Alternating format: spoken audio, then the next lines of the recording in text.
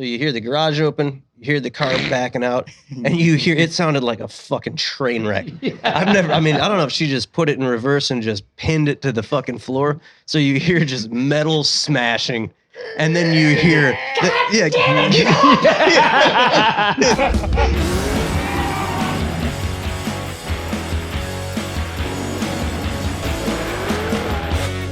Welcome to Oil and Whiskey, an Ironclad original. I am Josh Henning. I'm Phil Gerber. I'm Jeremy Gerber. Welcome, everybody, to Oil and Whiskey, an Ironclad original, presented by Blade HQ. Whether you're into cars, motorcycles, hunting, fishing, grilling, or any number of things, you got the tools that you swear by. Have you ever noticed that the tool that finds its way into every job is a knife? Do you have the knife that you swear by? You guys have knives up there? Yeah. You're from fucking Wisconsin. That's like deer country up there. Skinning knives. You don't leave the house without one. Those are fixed blades in the boots for skinning. Well, if you don't have the knife to fit your hand or your belt or your job, then just go to bladehq.com/oil and whiskey to shop their selection of knives. Today's guests are Mike and Jim Ring, who together form the Ring Brothers, a premier industry leader in custom cars and parts fabrication. We've also got a brand new story time if we can convince Mike and Jim to tell us some never before heard stories. We'll have to get a few whiskeys in them and see. Yeah, they're better at the end. Yeah, story time. absolutely. So always save it for the end. You have to one-up Troy with a phenomenal Chip Foose story. So just setting the bar kind of high. I think you guys can beat Troy. Troy's pretty funny. Yeah, he's hard to beat. Troy brought the heat with a story of Japan, Chip Foose, and a buzz cut. While drunk. Oh my God. And while drunk. So you put the pieces together, but it was good. Yeah. Really good. Well, we usually do like these long drawn out introductions and stuff like that. But honestly, if you're listening to this podcast, you either already know who the Ring Brothers are or don't listen to this podcast and go ahead and do some research. You're probably listening to the wrong podcast. Probably. Well, how do you not know who the Ring Brothers are? Up in Spring Green, Wisconsin. Home of Frank Lloyd Wright. Is that right? Mm-hmm. Damn.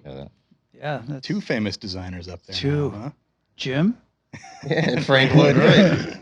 Well, Mike and Jim, welcome to Oil and Whiskey. This has been a long time coming. We've been looking forward to this one for a while. Yeah. Glad you could make it down.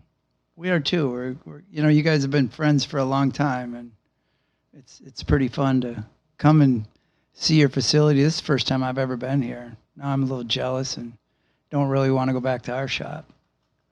You're welcome to come in. Yeah, come on down here, and you can take the facility and the headache and the whole shebang, and we have let that. her rip. we do have that. Yeah. So how did it, I know you've got a body shop background, still got a body shop running. Tell us about like how this started. This was what, in the late 50s, early 60s that you started? There was Pre-war, I believe. Yeah. The big one. They designed in 64. I think they were pivotal in the design of the Mustang. They just went to juice brakes. Were just coming out. Yeah. Right? Ford. we started out in cotton diapers. They didn't have these throwaway ones. You washed your own diaper when we grew up. I remember you guys from the first time I was at, I think, a Meekum auction, and you had that yellow Camaro. You probably don't want to remember that car. Oh God, we all been there. Yeah, but for me at the time, I was like, "Whoa, dude, what is this? Is like I think they call this like pro touring or something." Yeah. It was That's right before the pro touring. Yeah, the dash was like modified. I'm like, "What is this?" It was cutting edge for me looking at it back then. But I don't know what that had to be like 2000, yeah, something like that. Yeah, so I think Dana ended up buying that car. That was when Dana was nothing. Yeah. Now look at him. Yeah. So. Yeah, he's done a great job. He's from the area, like Rockford or something. He's right on the line. Yeah. I think he's in Wisconsin now, but everybody moves to Wisconsin if they got any sense. Oh yeah. Get out of this flat land down here. It is beautiful up there, man. When I come up by you guys, Spring Green is nice. Yeah, just don't come in the winter. Yeah. It's not that much different.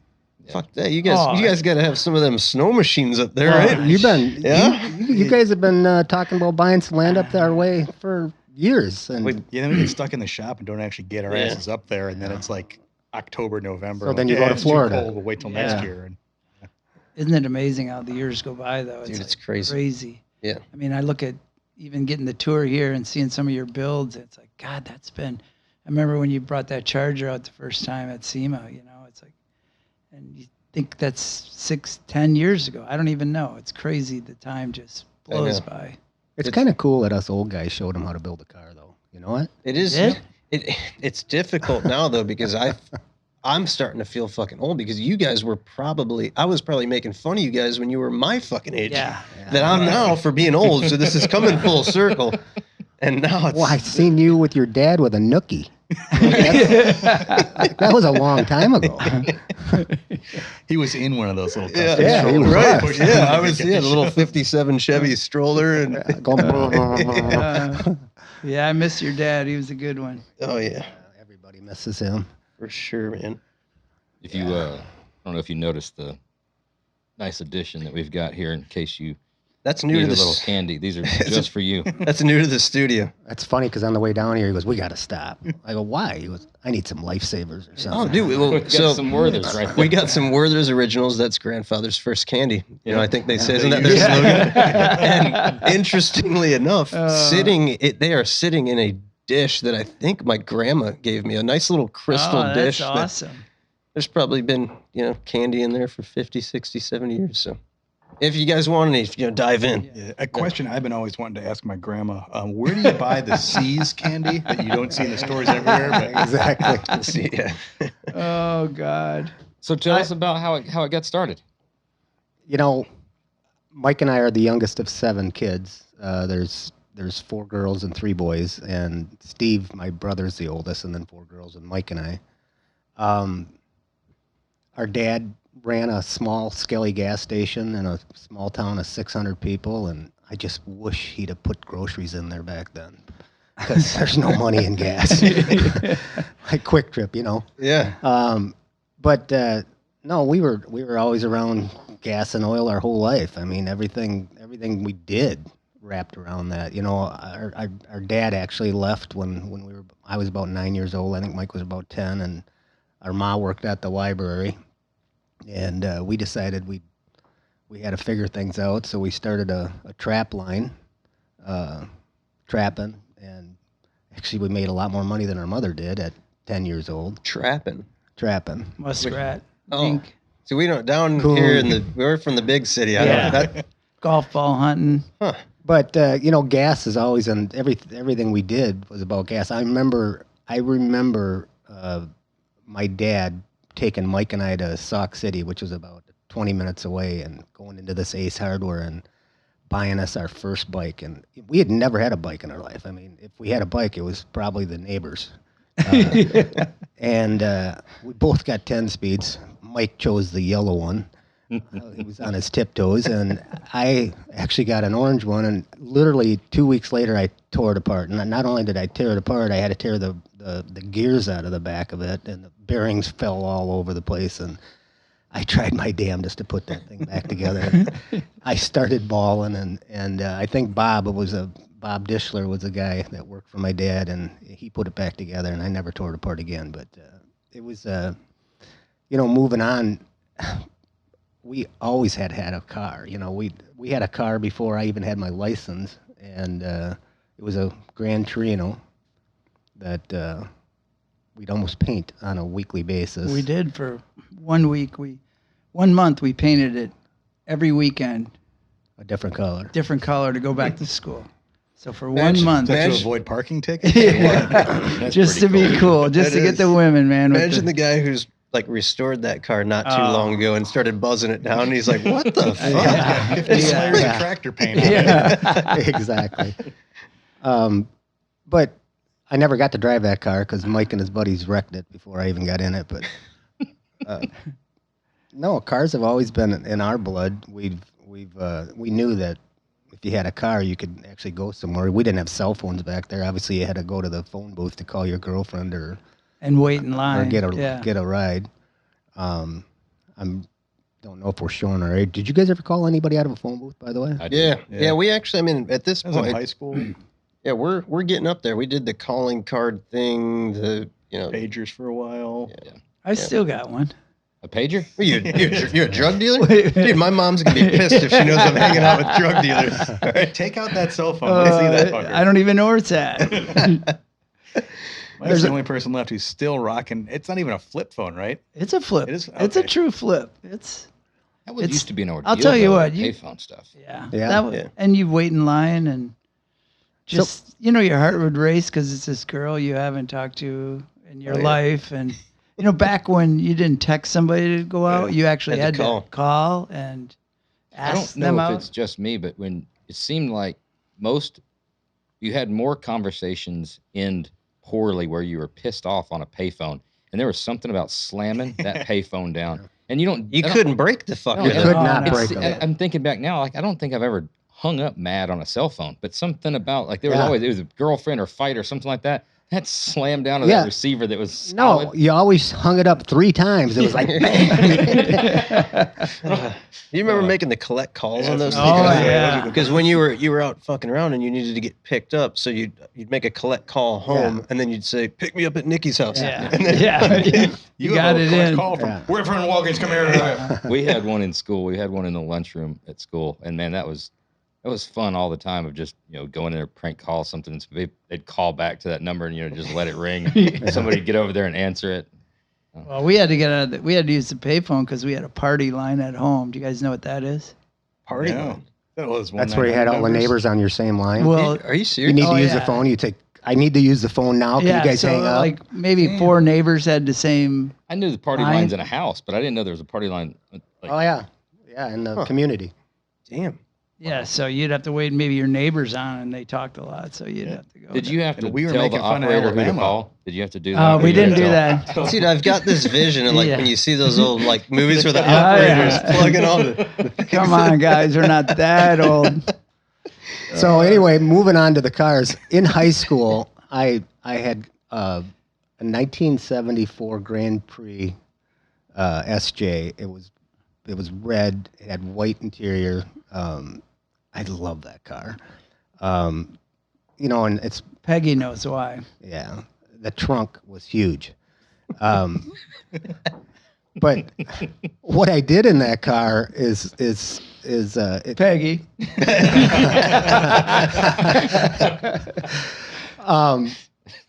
we used to like to drink lime vodka coolers. So I went out to GM and bought a brand new washer jug, fluid jug, and rinsed it all out. And we'd pour ice in it. And I had an extra long hose that come into the car. So damn.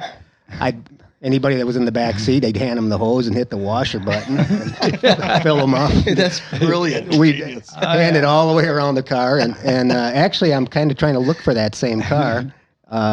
And if anybody knows where that is, there's probably lime vodka cooler still in the washer jug.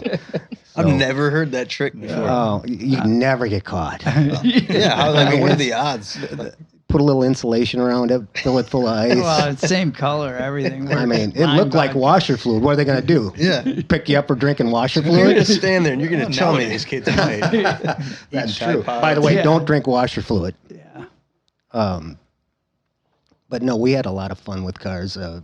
Mike convinced me to sell that car while he was in the Navy to come out to California, to San Diego, to pick up this 67 Firebird. 69. Or 69 Firebird. And he had it painted like It was Starsky and badass. Hutch. No, Yeah. it was black and it had some graphics on Oh it. my God. So I sold my perfectly good running car, flew to California.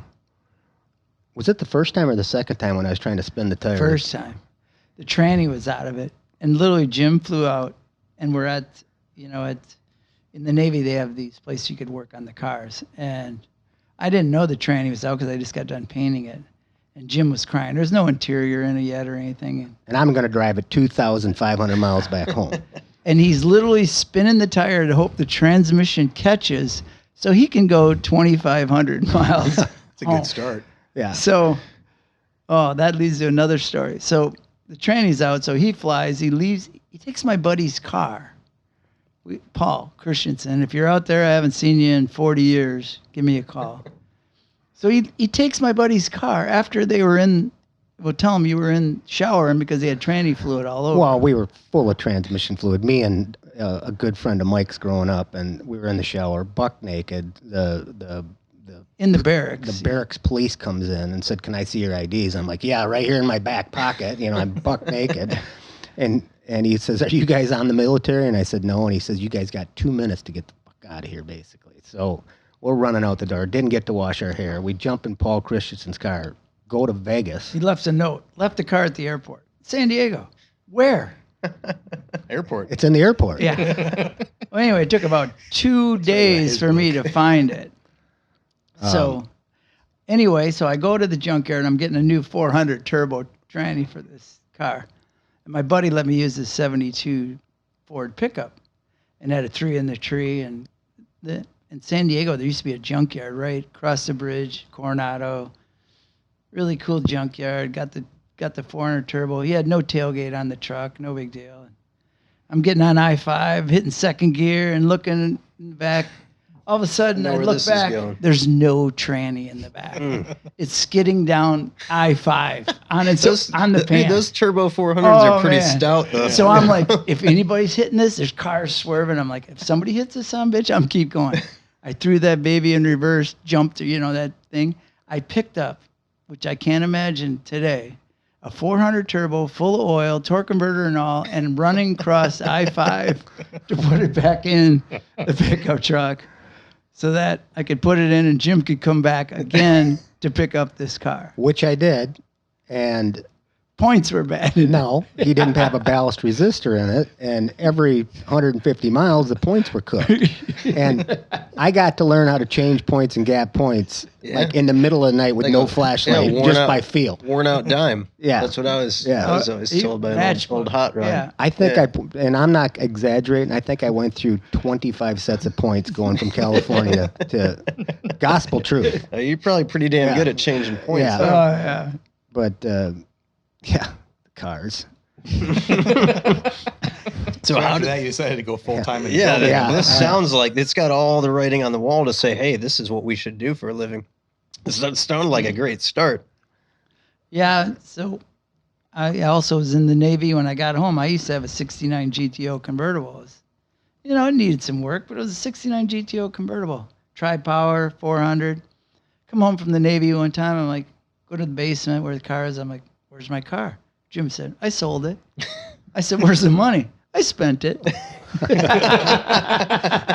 I'll tell you what, you ever go up and plane? You'd spend time out there in San Diego while he was on the base? No, I didn't.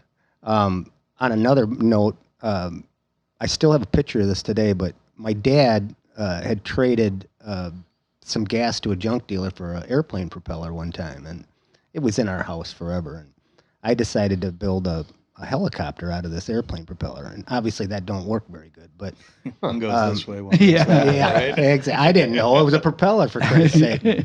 So I built this 2x2, literally what appeared to be somewhat of a helicopter, about a 2x2 boards with a lawnmower engine and a big pipe up to the prop, and I had one of them fiberglass seats like you had in high school or grade school, the ones that made you itch every time you sat. And I had one of them bolted down. And there's something else you could do with those seats. You know what I'm talking about, Josh. Oh, yeah, you fart. Made some noise.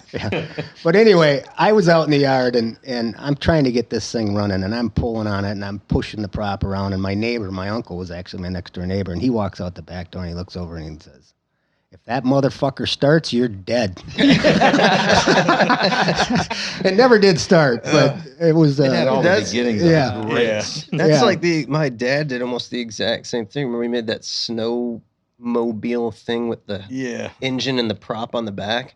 Snow ski, I think. Yeah, he created this little fucking thing that was like a torpedo that you sat in with 3 skis on with it. a propeller on the back and 3 skis, and that did about. He actually got it running, but the story is the torque just would take it. Yeah, so it's just funny how when you're a kid, you got out of the house, we would frog hunt, we would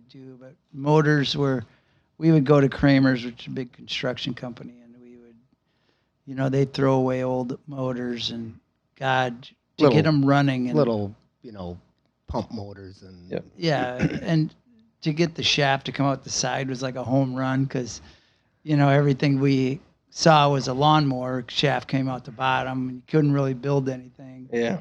So we find them and, you just get it to run. And I don't know what that was that got inside a kid at that age that just made you have goosebumps to make something come alive. You know, it's like I know it. it's hard to explain to the young generation. They'll never Yeah, ever but to dump gas in it, to dump oil in it, and to get it started on your mom's concrete driveway, and Jumping just let it around. just do whatever it's going to do, wide open throttle. And by the way, they do a lot of weird stuff. Yeah, we do remember the hog that Yeah. I think me and Noah did it. My parents, they bought me the mini bike frame from Northern Hydraulics. It was just like a metal frame. They said I had to earn money and save up Sure, money and build it. get a motor for it. So me and my buddy, so we had this whole idea to save up for like a go-kart or something. Well, we saved up some money and went to like one of those local, lawnmower repair places, and the guy gives us this old ass like Briggs and Stratton. It's all like Sure. Chevy orange. I'll never forget, with some like fucking pipe wedged Oh, yeah. into it, and we got it up and running. And that thing, that son of a bitch had a big bore kit in it. Because you remember how fucking fast that thing was? Machine. Oh my dude, that thing was like a fucking drag bike. It was a 5 horse, but it was conservatively rated. Yeah. It was Yeah, but- all day long. A 5 horsepower Yeah. Briggs with a pipe on it. I mean, that's Oh yeah, 75 but horsepower. the way, That's- but like you said, I mean, when you fired that thing up, I mean, like you had the chills, it like created Yeah. life. It was- basically. Yeah, it's like unbelievable. Frankenstein coming to life. Yep. It's just, it's like almost the same feeling you got when you first met that girl that made your heart go crazy. It's like the Which same. one? They all do that. Think about this though. Think about the difference in that era, and you're pull starting, and you're yanking, and you're yanking, and you're yanking. You would You're yank sweating. At a Yeah. young, You would yank for at a 2 young, days straight. at a young age, yeah, you definitely yanked for 2 days straight. Yeah. I got a story about that too. Fast forward to 35 or 40 years old, and you want to go out and do some hedge trimming. You give it 2 pulls and it doesn't hit. Yeah. Fuck that. Yeah. It's Oh, a choice. damn. Did I? But you would pull Oh start yeah, you would yank. for a week. Yeah. Yeah, didn't I come clean on the whole little dent in the door of the Challenger? Did I ever come clean on that? Because No. this comes from a pull starting situation.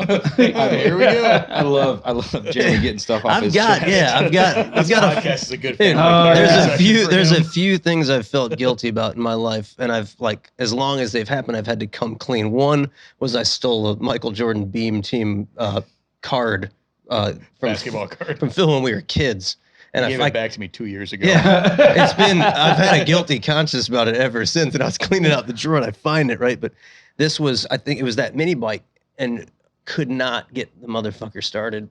Yanking on it. Well, I decided something messed up in the pull start. I had to unbolt it. It was like a 7/16 little Craftsman box end wrench or something. So I'm in the garage doing this. Phil has a 70 Challenger TA. Beautiful Wow. car sitting on the other end of the driveway. Whatever they do with those tools to harden them, when you, Hit concrete. I've got a bit of a They had bouncy a little ball bit of a internals in them. temper, right? So I'm fucking just getting pissed off. Something happened. I take the wrench. I fucking whip the wrench down on the ground. So it hits the open end, and this thing takes off like a goddamn bullet, right? Line drive into the middle of the door on the Challenger. You didn't know who did it. And I'm freaking out because it just left like if you imagine taking like the open end of the wrench and just, Yeah. I mean, it's an exact shape of the open end of the fucking But wrench. then it came And to you, just deny it. I just Well, never it said made- shit. I mean, I just never brought it up. Parking lot. And I don't it's- know what you're there's talking door about, yeah. dings and all that, but it still bothers me to this day. Not so much that like I did it to Phil, but like the car was really bitching, and I didn't want to cause harm to the car, But Thank you. Yeah, so- Yeah. My mom pulled out of the garage and backed into it. Yeah, Oh, it man. was my fault. cursed. I got yelled at for parking it Oh yeah. in the driveway behind her car. dude, that was fuck. I don't need to What veer year this w- all off the Were you in track, high but school? Yeah, it was the Yeah. first car. Wow, that's quite the first car. Yeah, it was badass. You guys are fucking loaded. ride. You guys were loaded. Not, dude. Everybody thinks my old fucking man. You'd be shocked at the work that he put in and the little amount of money that he had, but what he did with it. And me and I Phil think were the it's most. awesome. Me and Phil were the most important things. Yeah. He was a family man. He Yeah. just absolutely loved us and wanted to, the bonding experience He was of he was the building best. something with us. Hear So- the stories of him. Yeah, that Yeah. was. It's not. People like to think that we lived in this beautiful fucking house, but he fucking He worked his ass he off. worked his fucking ass off. But this fucking night, man, I remember that vividly. We're sitting at the dinner table, so the dinner table is perfectly in line with this hallway to the garage, little 2-car garage, so it's tough to get out of it. Phil's got the Challenger parked in the garage. My mom's backing her SUV out of the garage, and the door, she left the fucking door open or something. So my dad's sitting at the head of the table, and there's me and Phil. We had our spots on the bench on the side of it. So you hear the garage open, you hear the car backing out, and it sounded like a fucking train wreck. I don't know if she just put it in reverse and just pinned it to the fucking floor. So you hear just metal smashing. And then you hear, and she goes running in with her fucking purse, screaming and It's yelling. always somebody else's fault. Oh, yeah. Every Dude. time. My wife does that shit all the It time. was fucking, there was never any domestic violence in our house, but I thought Close that to it. at the time my dad was pissed. Because he's looking at it, and he knew that everybody knew the car because they did a bunch of shit to it. So you're looking at just crush the fucking headlight bezel. You can't get a headlight bezel It was for the car. not So, replaceable at the time. yeah. I had a 69 or 68 Pontiac Bonneville 4-door green, and the thing was mint. And I was so proud of that goddamn car. And I'm driving the thing, and I park it out in front of my mom's house. And Mike's got this piece of shit fucking Oldsmobile. Him and his drunk buddies decide they're going to fucking take the whole side of my car off. And this thing's mint. So they're driving up the street, and he conscious just decision. literally Take the handles eases it off. over there a little bit, and he's going to just shave both door handles and the mirror off. Well, he cuts the whole side of the car off, and I come out. And I owned a gas station. He owned at the time. a gas station in town also. And I looked out the window. I was so fucking mad at him. I ran around the car, tried to get in the driver's door, couldn't get in, went around into the passenger door, climbed in, put that thing in drive, and he parked his Oldsmobile down at its gas station. And I come around the fucking corner at about 40 miles an hour and went through the pumps, and I T-boned his car. And I pushed that thing literally 50 feet off into the grass. I got out of my car and walked home. Fuck you, I said. And I just left both wrecked cars there. They were Days both of Thunder junk. shit right there. These things all, again, it sounds like the perfect scenario to say not only are we going to go into business together, but we're going to do it building cars. Yeah, we. My takeaway is, why did you have so many Pontiacs and Oldsmobiles? Yeah. The story is That's all we could afford. Yeah. I mean, I loved Wasn't a Cadillac. Cutlasses. We had a Thought it Cutlass was. 72 Cutlass. and Cuddy. I just love those cars. But no gas. You know what I'm talking about with the kids growing up and gas and making things run and being out of the house, and Oh, yeah. it was a bond that I don't know how you can ever tell somebody unless they're just bit with it. And then I went in the Navy. Jim was a crane operator for years. I came back out of the Navy. I bought that gas station. Couldn't deal with that. It was a small town. Gas pumps were all fucked up. Gas Couldn't use them pump. anymore. I couldn't Couldn't get a car I and couldn't- get gas because there was 2 wrecked cars in the driveway. I couldn't tweak it to charge him for 2 gallons for a gallon. I wasn't smart enough to do that. So Wasn't smart enough to sell groceries. yeah. Still checking oil, checking the tires. Small town. So I went back to work construction. Jim ended up working construction. He was actually in Chicago when he looked up and saw a 69 pace car Camaro for sale. And you can kind of take it from there.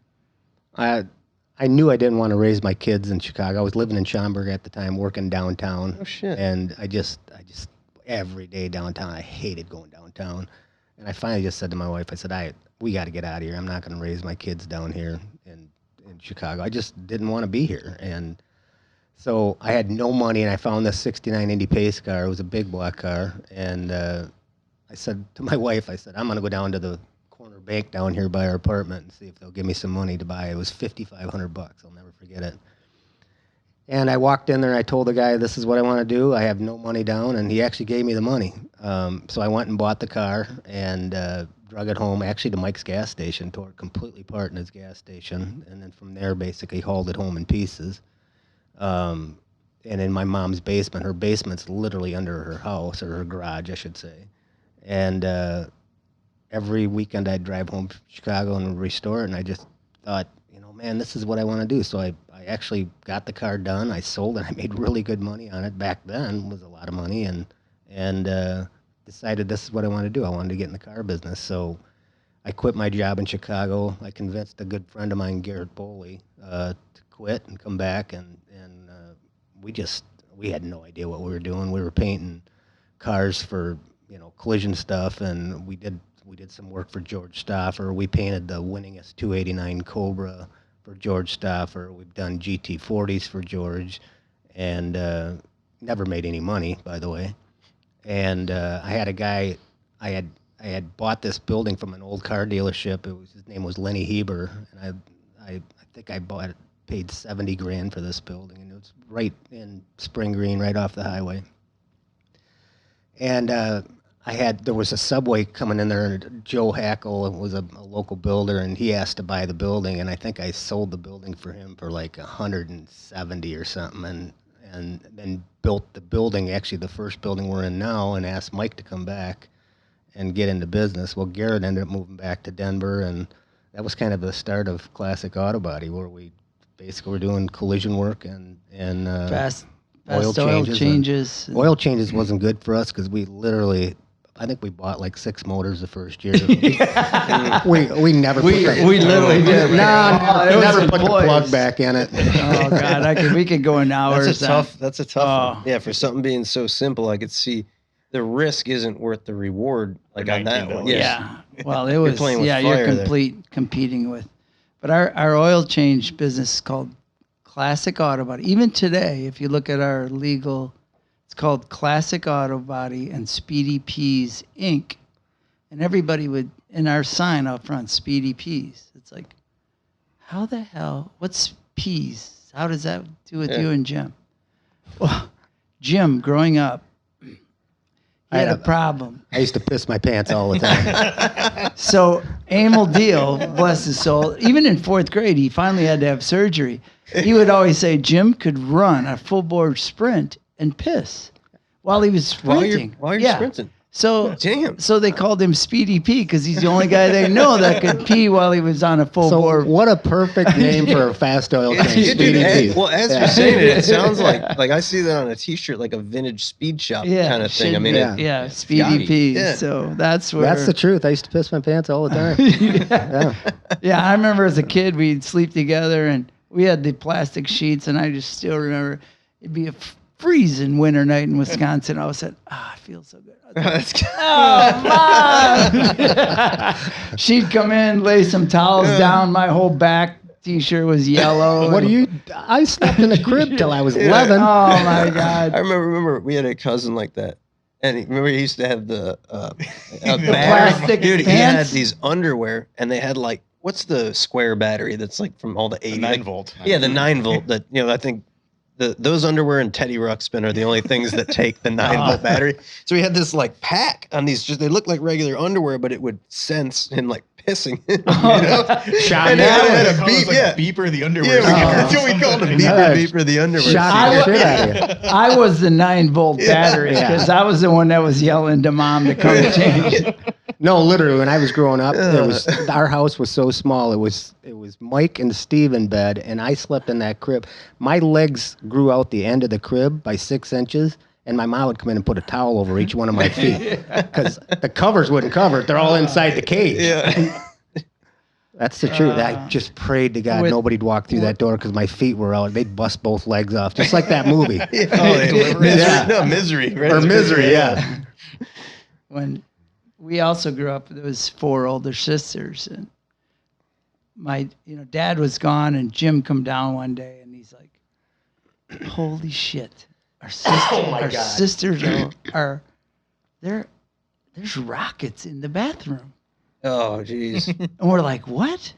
There's 2-stage rockets in the bathroom. They got a parachute and a wick. But the wick is don't light those fuckers. There's on way fire, too man. much packing in these things." So Gospel truth. He came down. I got the he's highest like- flying he's Tampax in the country. He's like, look at this thing. It's like 2-stage, but look at all the packing in here.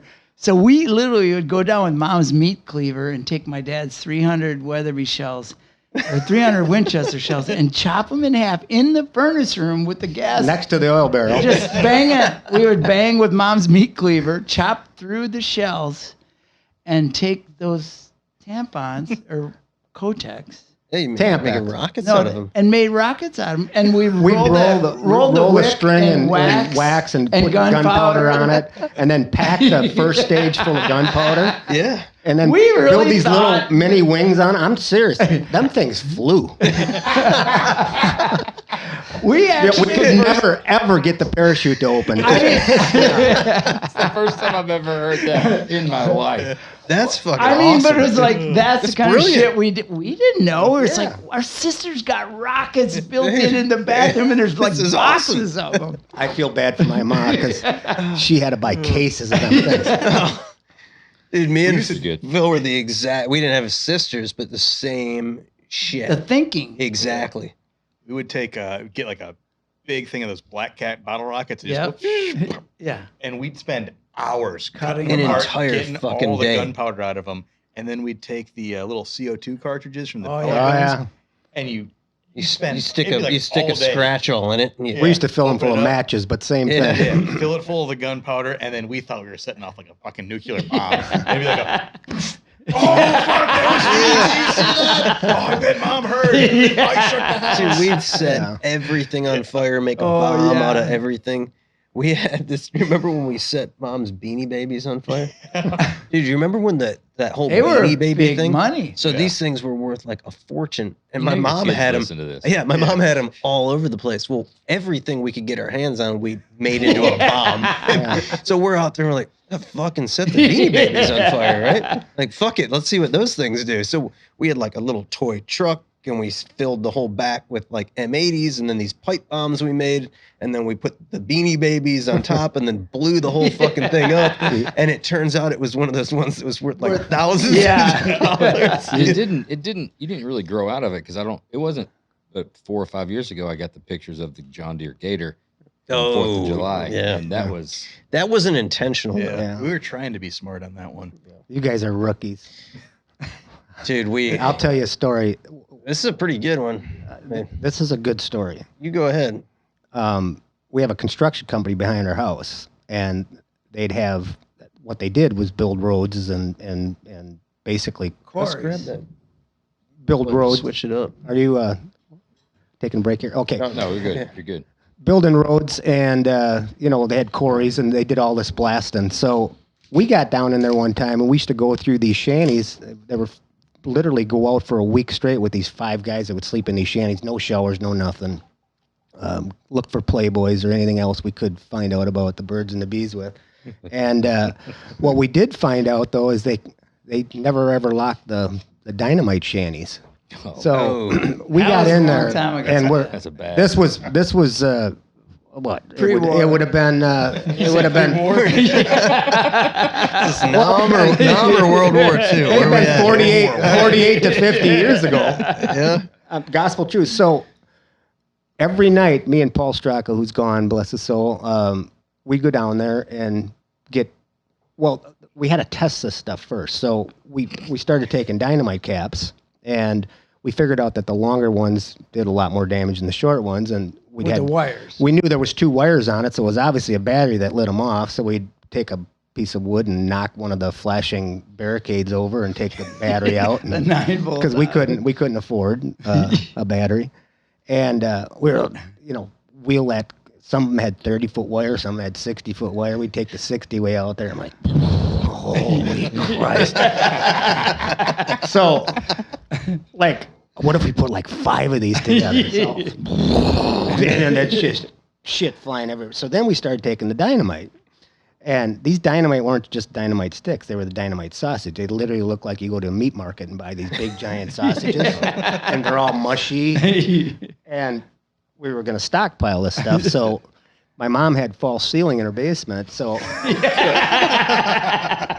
I I That's literally, the place to put it. I literally had that ceiling full, like full. And I'll tell you how full it was. My friend Rocky, Danny Rothwell, he got caught with some and he ratted me out. And when they came to get the dynamite on my mom's basement, took 2 pickups. The bomb squad.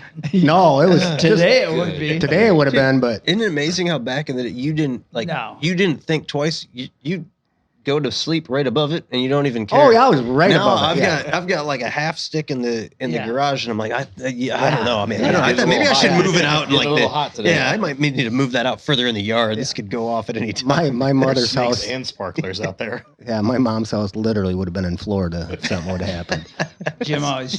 Jim always tells the story that the cops came to pick it up and Jim's in his robe. Jim's Yeah, I'm in my big long robe. I got a That's cigar in one 14 hand and a years drink old. in the other. Like 13 years old. And the cop comes, "Is your mom home?" "What the fuck do you think?"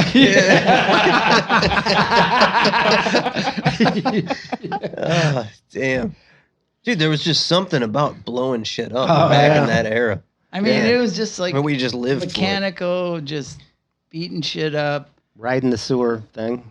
Oh God, don't even go there. Oh, then But- you, Oh, you have to now. If you say don't go there. Sewer. Well, with we the had a Ninja sewer. Turtles We had a down there? sewer not far from our house, and the I don't know if you guys ever seen. I don't know if you ever seen plant. how a sewer plant works, but there's a big wands in this all this stone round thing, and basically it sprays the pee out over the liquids over these rocks, and it goes through the rocks and filters it. Okay. Well, it was a goddamn merry-go-round. Of course. You get in there, you sit on it, you go round and round and round. There's shit spraying everywhere. You two are already covered in Yeah. piss. You can't Yeah. control yourself, so what the fuck does it matter? So, Oh like God. that would literally entertain half the town for days on end, Just crawl over the fence. and then you get caught. But I mean, the kids today have no idea. No. I mean, Dude, they really they they don't. don't. And They, when you think about it, it sounds terrible, but the things we learned and like the freedom you had and the tools you learned how to use, we had like now you can jump on the internet and my kids sit and they watch Right. YouTube and there's How like to all do these it. tutorials. We had the Anarchist Cookbook, which this came after you guys was like right when the internet hit. So this is like mid 90s probably. And if you knew somebody who knew somebody who knew somebody, you could find this on the internet somewhere. And it was basically just all like the horrible things that you could do. So me and Phil decide to seek this thing out, and we find the plans for a Spud gun, right? And we must have been 10 and 12 Yeah. probably. So we create this. We're in the garage. My dad had all sorts of tools and shit and PVC pipe sitting everywhere. So we come up with all the fittings, everything we need. And it makes a craftsman out of you, because Yeah. I work with my dad all the time. We're doing plumbing. I know we need to put some primer on this, put the glue. I'm a hacksaw this thing. We put it together and we make this Fuck fucking a hacksaw. yeah, fuck a hacksaw. Yeah. So we make this gun, and what we read was we need to spray hairspray in it to Sure. make it go off. Aquanet hairspray. Yeah. So we're Spray out. spraying. Yeah, we It had to be we- Aquanet, by we the way. clean out my mom's fucking closet with every aerosol we can find because we're spraying it won't work. We're spraying it won't work, and this is going on for like an hour plus. And then we're like, well, try some WD-40. We spray that, it doesn't work. Well, Dad's got some starting fluid over there. That shit lights, right? Spray that, doesn't work. Fuck. Let's go get something to eat. Go in the house, come back. Like, I have an idea. For the fucking lighter must not be going off. Like, let's knock the potato out of this thing. Look down there and see if the lighter's We going clicked off. the lighter 3,000 times beforehand. So 3001, it shoots a fucking fireball out of the end of this thing right into Phil's face. Eyelashes, eyebrows, Oh, sideburns, hair, just gone. Just everything. Dude. And we're like, oh, fuck. Oh, God, Mom's going to be so, what are we going to tell Mom? Like, it was not a concern if his face was melted No. or How do you anything. hide- We were how do you hide so concerned that we were going to get in trouble. So what did we tell her? We came up with some fucking the firework went off or something. But the go-kart backfired. yeah, it was something just so far-fetched. But But you really did learn so much. I mean, you learned tensile strength of stuff. I mean, you learned what would attach things to what. You learned where it would break, what would burn.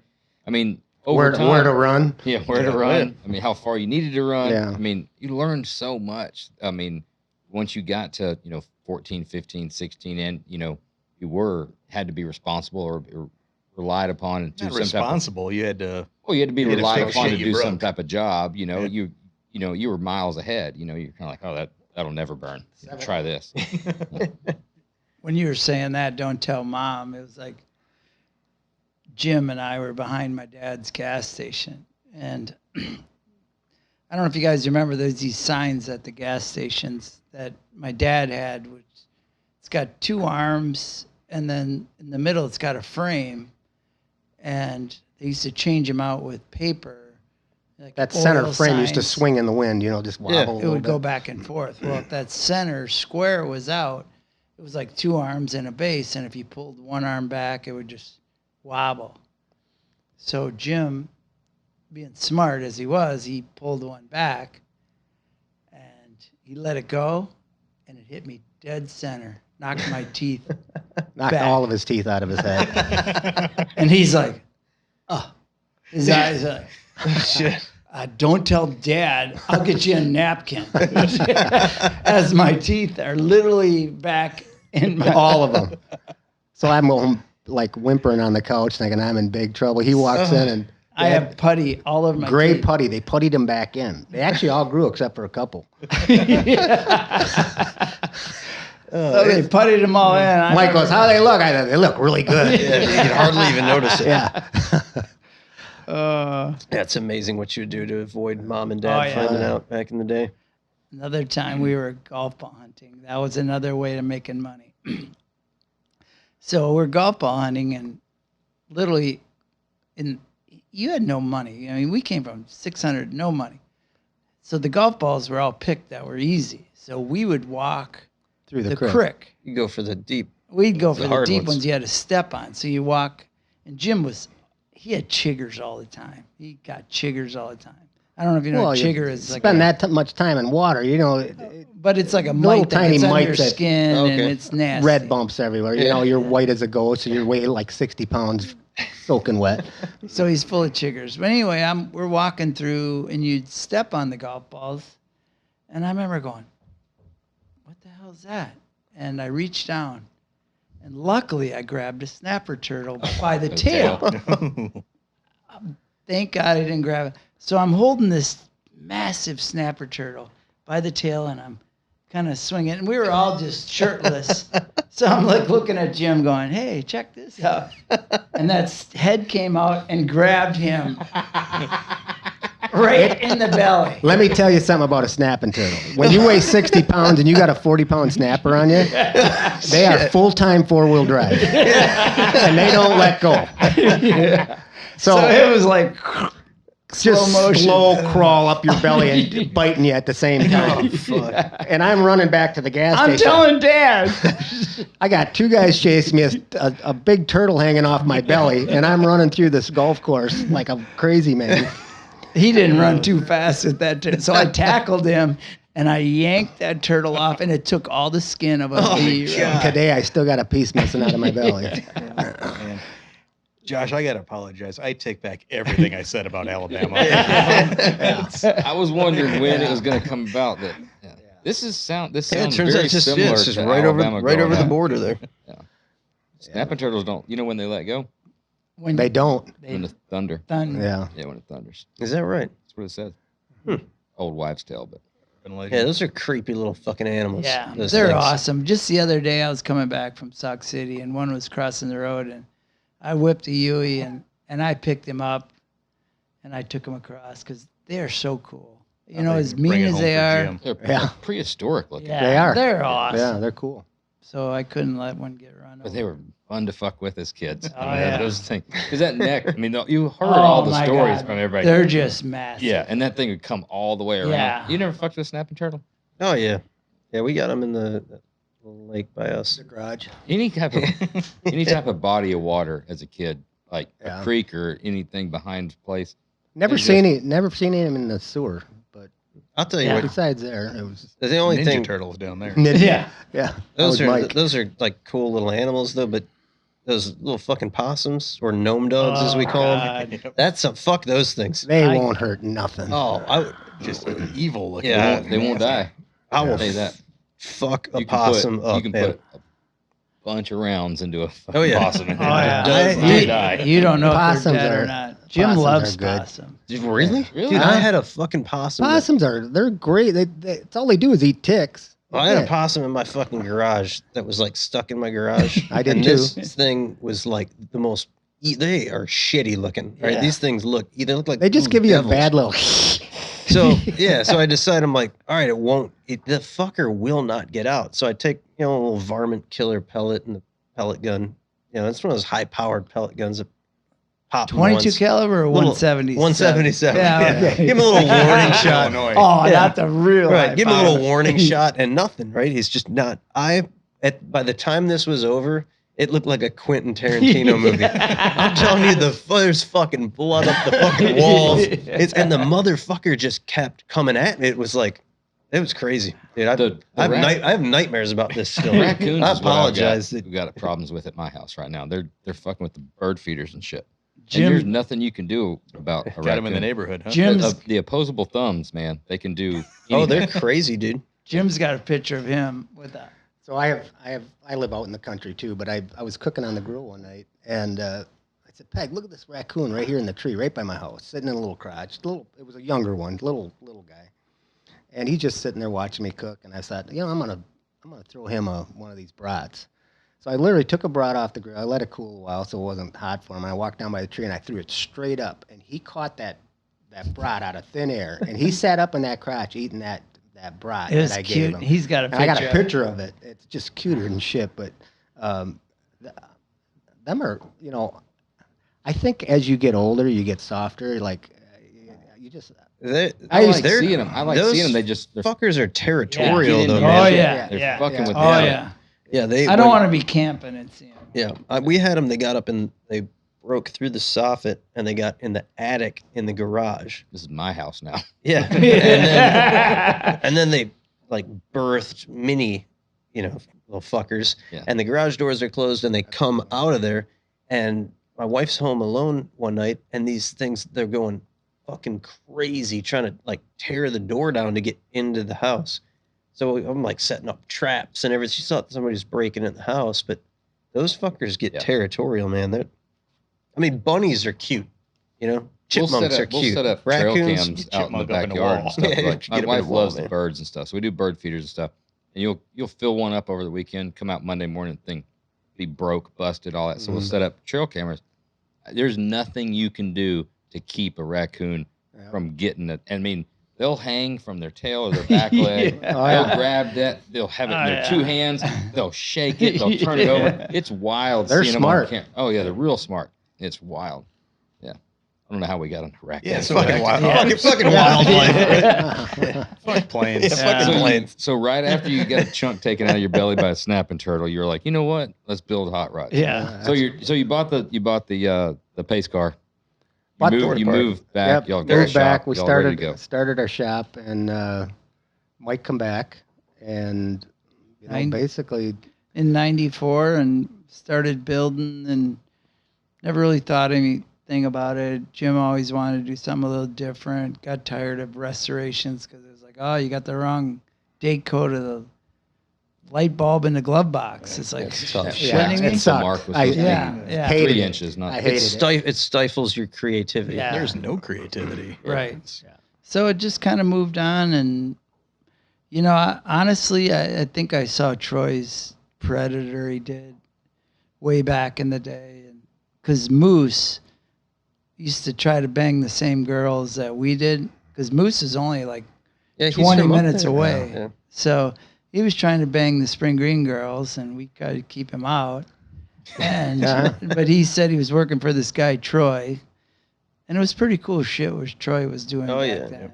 Yeah, I mean, tried- Sniper and Predator, and he had Thrash working doing crazy things back then. And I saw that, and I was like, oh, we never achieve anything like that. And so we just did our own thing. It was Mustangs, kind of where we got our niche. And I don't know, whoever thought, we never tried to do anything. Just But what's so cool about this is like meeting you guys and meeting Troy and seeing the young guys come up, and The nobody's best part about this business is the people in the business. Oh, absolutely. Like, and I don't, there's, I don't know if there's just no animosity. There's not. I mean, you just appreciate what everybody does.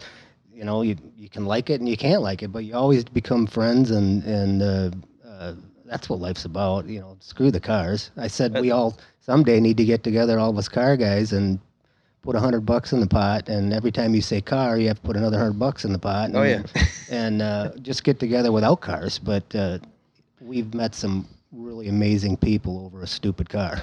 Dude, it has been on. I mean, Troy, I don't think Troy knows what an inspiration he's Oh my been to God. so many people. Yeah. Because Troy's like laser focused on just Yep. building yeah. killer Amazing shit. stuff. Yeah. But I mean- the people, man, it's I remember when seeing, like I told you, it's funny, you know these milestones, right? Like I remember seeing that Camaro, that yellow Camaro at a Mecum auction, and then I remember seeing I think it was the Reactor Mustang, and I'm like, I saw that car, and I'm like, that was next fucking level. And I didn't meet Jim till like much later, but I remember you coming up, It's probably best. and yeah. And you were like super fucking cool, but because I'm like, oh, it's the Ring Brothers. These dudes are fucking. I was like, we were nobody at the time. And here comes fucking Mike just walking up in like sandals and, hey man, what's going on, dude? And I'm like, this guy's pretty fucking cool, And it was really fucking cool, man. The people in the industry, the builders, and like you said, the lack of animosity and trading horror stories and trading secrets and helping each other through Constantly, issues yeah. that everybody's had. That's what makes this industry Well, really something I mean, special. lifting each other up too. I mean, that's the thing, is just when you're having hard times, lifting each other up and always being positive. This is a great example. I mean, you just Right. I mean, look where they've Yeah, been since then. That's funny because that's a classic. It's never going to be outdone right there. Dude, that was from 2016 too. Oh my God, it's amazing. 6 years You guys ago. nailed it. You guys nailed it. It was only like Do you have 80 the- to 120 billable hours Oh, that went in. Oh my God. It's fucking perfect. Yeah.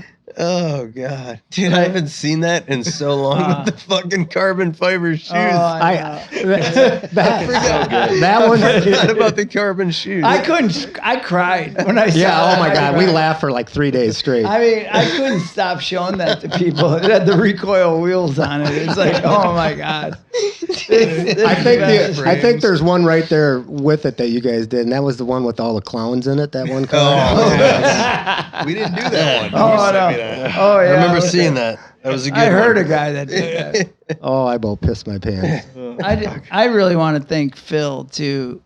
I don't know if Phil remembers, but when Jim fell on that rake, That Pharaoh. Phil drag, yeah. gave me a call and said, "Man, if you guys need anything," because Jim I didn't know, he might lose his arm for a while Yeah. there, but Phil's like, if I can do anything for you guys, or if you need anything, that's pretty cool, Phil. Yeah. I mean, that meant so much.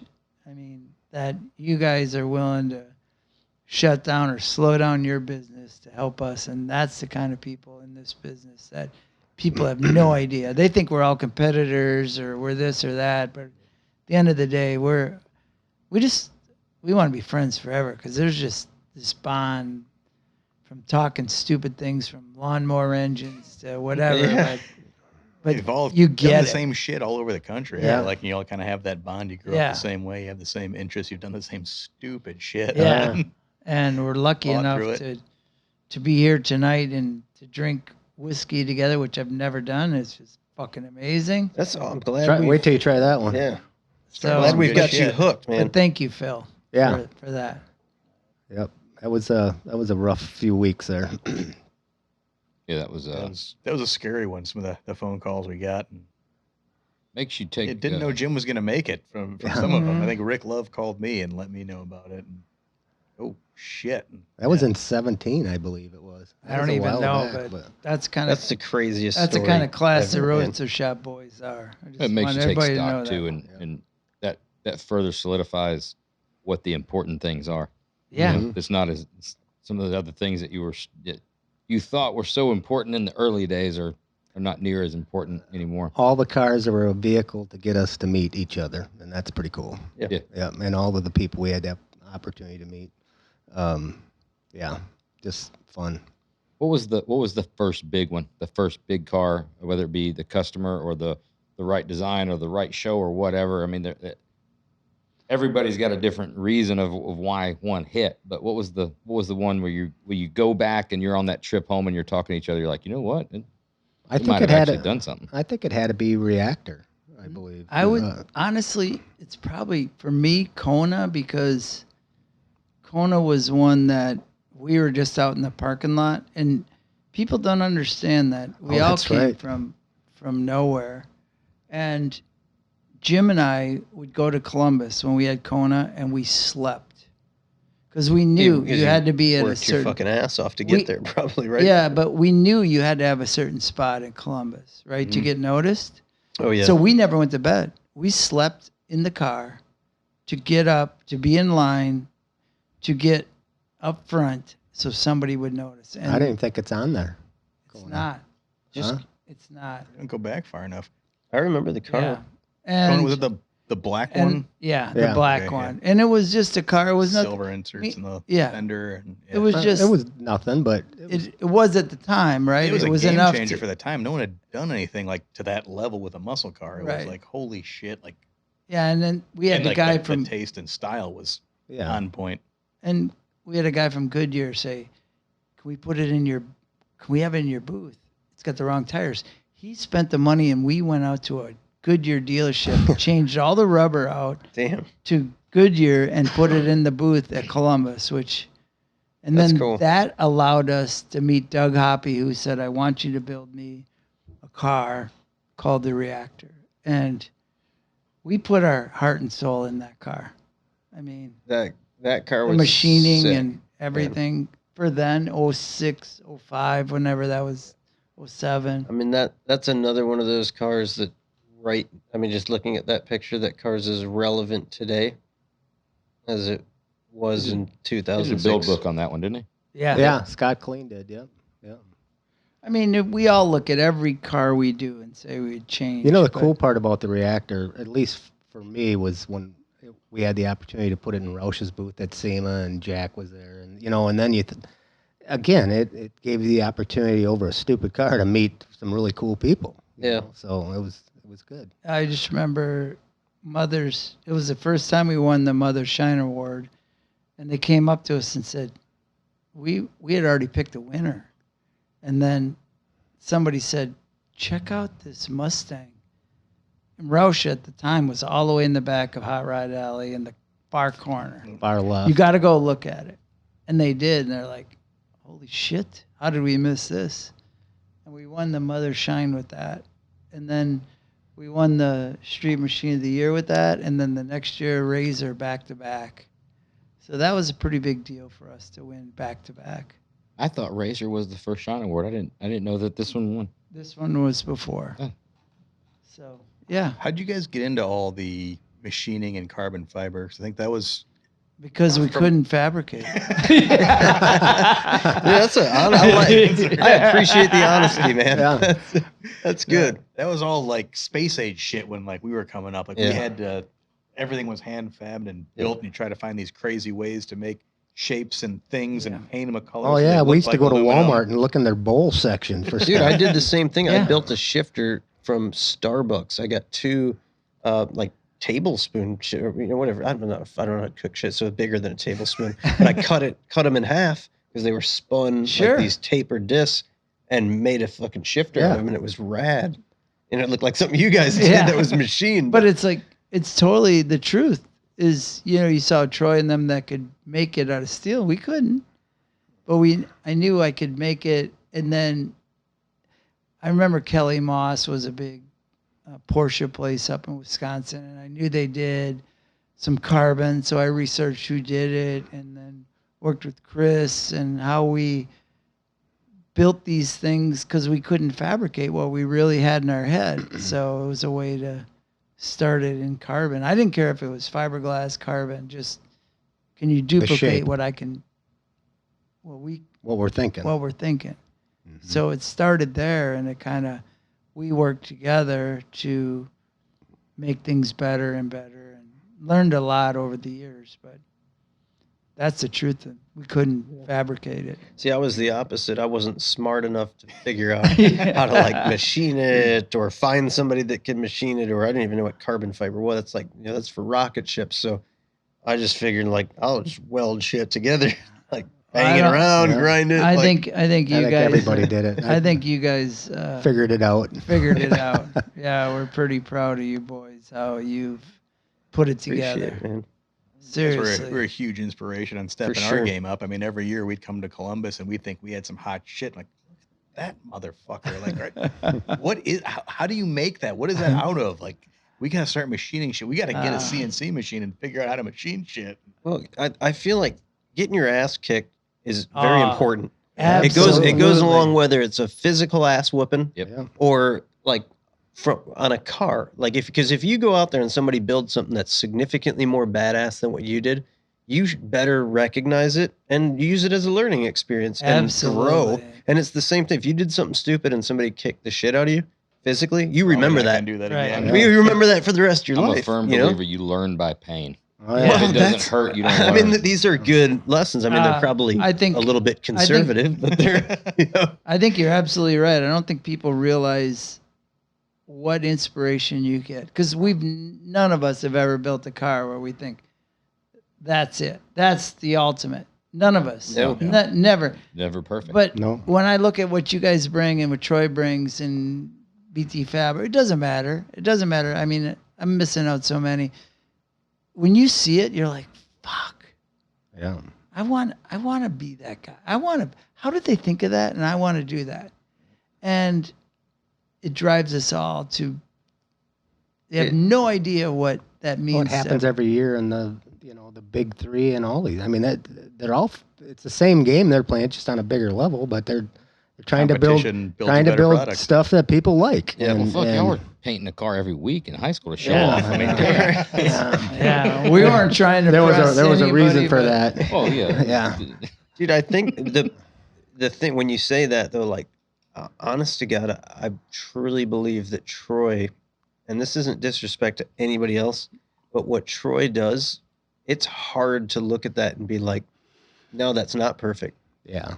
It's so fucking good. Yeah. Yeah, I mean, Troy's a good dude. He's funny as fuck. He's awesome. But they built some badass shit. I mean, and if you can't say that, my mom, we grew up 7 kids, 1 bathroom. Every day she would have a different saying on the mirror. You go to the bathroom, you can't miss it. Every day she had a handwritten note.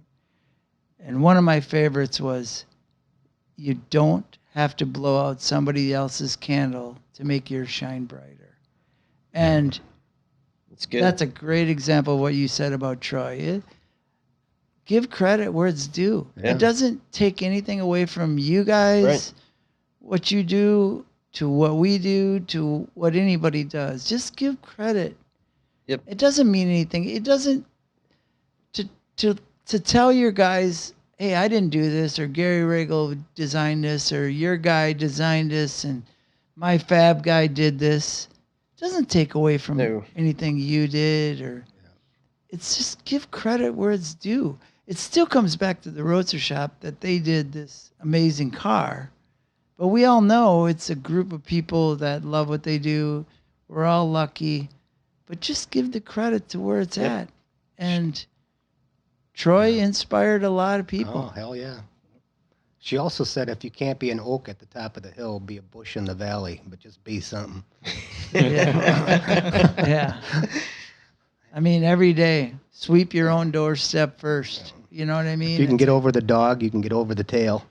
Every day. Every day was a great to grow up. That's good stuff, man. Yeah. those are all good. So So Mama just told me to get the fuck out of bed, shut the fuck up. Why isn't your fucking homework? What the fuck's the matter with you? Why can't you be more like your fucking brother? That's okay too. That's the cool part about the industry. Everybody who is at that level is probably some like the most humble, down to earth guys. There's no egos. If I was Troy, I'd probably have a much bigger ego than he did. Yeah, but- I don't know if I'd have a bigger forehead than that. Maybe that's the reason for the lack of the ego. Who knows? He's got a forehead. Sorry, Troy. I remember when he looked at Jim's hair, though, when he was losing it, he used to look at Jim and grab his hair and said, I have better hair in my ass than what you got. Fuck Troy. I think Larry said it best with the CUDA. He was into a bunch of Ferraris and stuff. He's like, I got rid of all my Ferrari street cars and only got like the Ferrari race cars. Why? They're fucking badass. Dick magnets. They're fucking dick magnets. 'Cause anywhere you go, just guys swarming all over you. Like, yeah, I guess that makes sense. But how cool is it, honestly, to build things that, I mean, we all know we all love a Porsche or a Ferrari, or I don't know if I'd want a Ferrari, but, you know, I'd love a GT3. I mean, Oh, yeah. give me but for people to want what we do, it's pretty freaking cool. It is. I mean, for people to spend the kind of money they spend with us, that we know it's like, it's a lot of money. We builders, I guess people don't realize that we look at the money as how it relates to us, you know, how much money that really is. I mean, people think, oh, it's this. No, it's a shit pile of money. And we all know it. And we feel bad in a way because we know how much money it really, but it's what it takes. You kind of It's almost want ton to. more hours. Yeah. Yeah, but you almost want to do it for free. Yeah. You know, that's the difficult thing about it. Right. But at the end of the day, we have to pay our employees, and we have to keep talented employees. And it's hard because they could all make, even though we're paying them a good wage, they could all go and make more money doing something that's They don't not love. as Well, that's rewarding. probably You always outside want of to this do a better industry. job than what that customer Right. even thought he was going to get. Right. So that takes a little bit more than Yeah. what you were even planning on doing. So it's Well, always a it, push. it happens every time that way. Yeah. That's just the way it is. But So to you have- lose a little bit of money on this Right. one, Yeah. so we can lose Right. more on the next one. Correct. Yeah. But to have You customers, guys sound like that, you own a car shop. Oh yeah, for a long time. But to have customers that really, I mean, we're so lucky. We are We are the really are. We have some luckiest people. phenomenal customers. You guys have, and you guys do Troy, too. And it's what makes it allows us to do what we like to do. I mean, people look at me. What's your exit plan? You know, Jim and I are up there. It's like my exit plan is to die on the floor. I mean, what would I do? What would you do if you retired? I mean, it's like this is what I would do We if all I was know what Phil would retired. do. Yeah, club racing by the way, Miatas, but my exit plan is not to die on the floor. you'll die at the farm, probably. Yeah. Right? There you go. Yeah. Almost did that a few years back. Yeah, you did. On the rake. Yeah, it's crazy. Transition a little bit. What, in your opinion, what are some of the worst car builders out there? I can't say this in front of you. Nice. Josh tries to slide one in. Dude, every Yeah. time, anytime, Delivery is that so was smooth. You know. sweet. You never anytime, know when- anytime somebody says something about like, you know, and then we had this problem with like this one product, and Josh was like, and that manufacturer was who? And then he just keeps going and going and going. That you would know? be Troy Pachanre.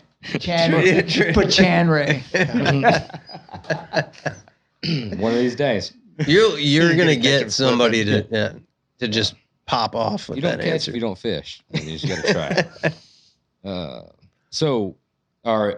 All right, so I got a question. I got a question Yeah. for these guys. So, who would you say, because of a car, is like one of the most interesting or cool or just somebody that you could have never probably met without being in the car? Is there any person in mind that comes that you guys had the opportunity to meet over a car?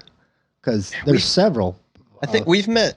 That's an interesting question, and we've met some very cool people and done some really cool things. And I mean, we've had, and I don't mean disrespect to anybody because we've like we've had lunch with Joe Rogan. Yeah. I mean, we sat Yeah. down and had barbecue with Joe and stood outside his house and we're just shooting the shit, and that's so cool, man. And we've hung with Jesse James, who's super fucking badass and done so much cool stuff. But honestly, it's like just meeting some of the guys who are just self-made and have done some unbelievable stuff in the friendships that we've built.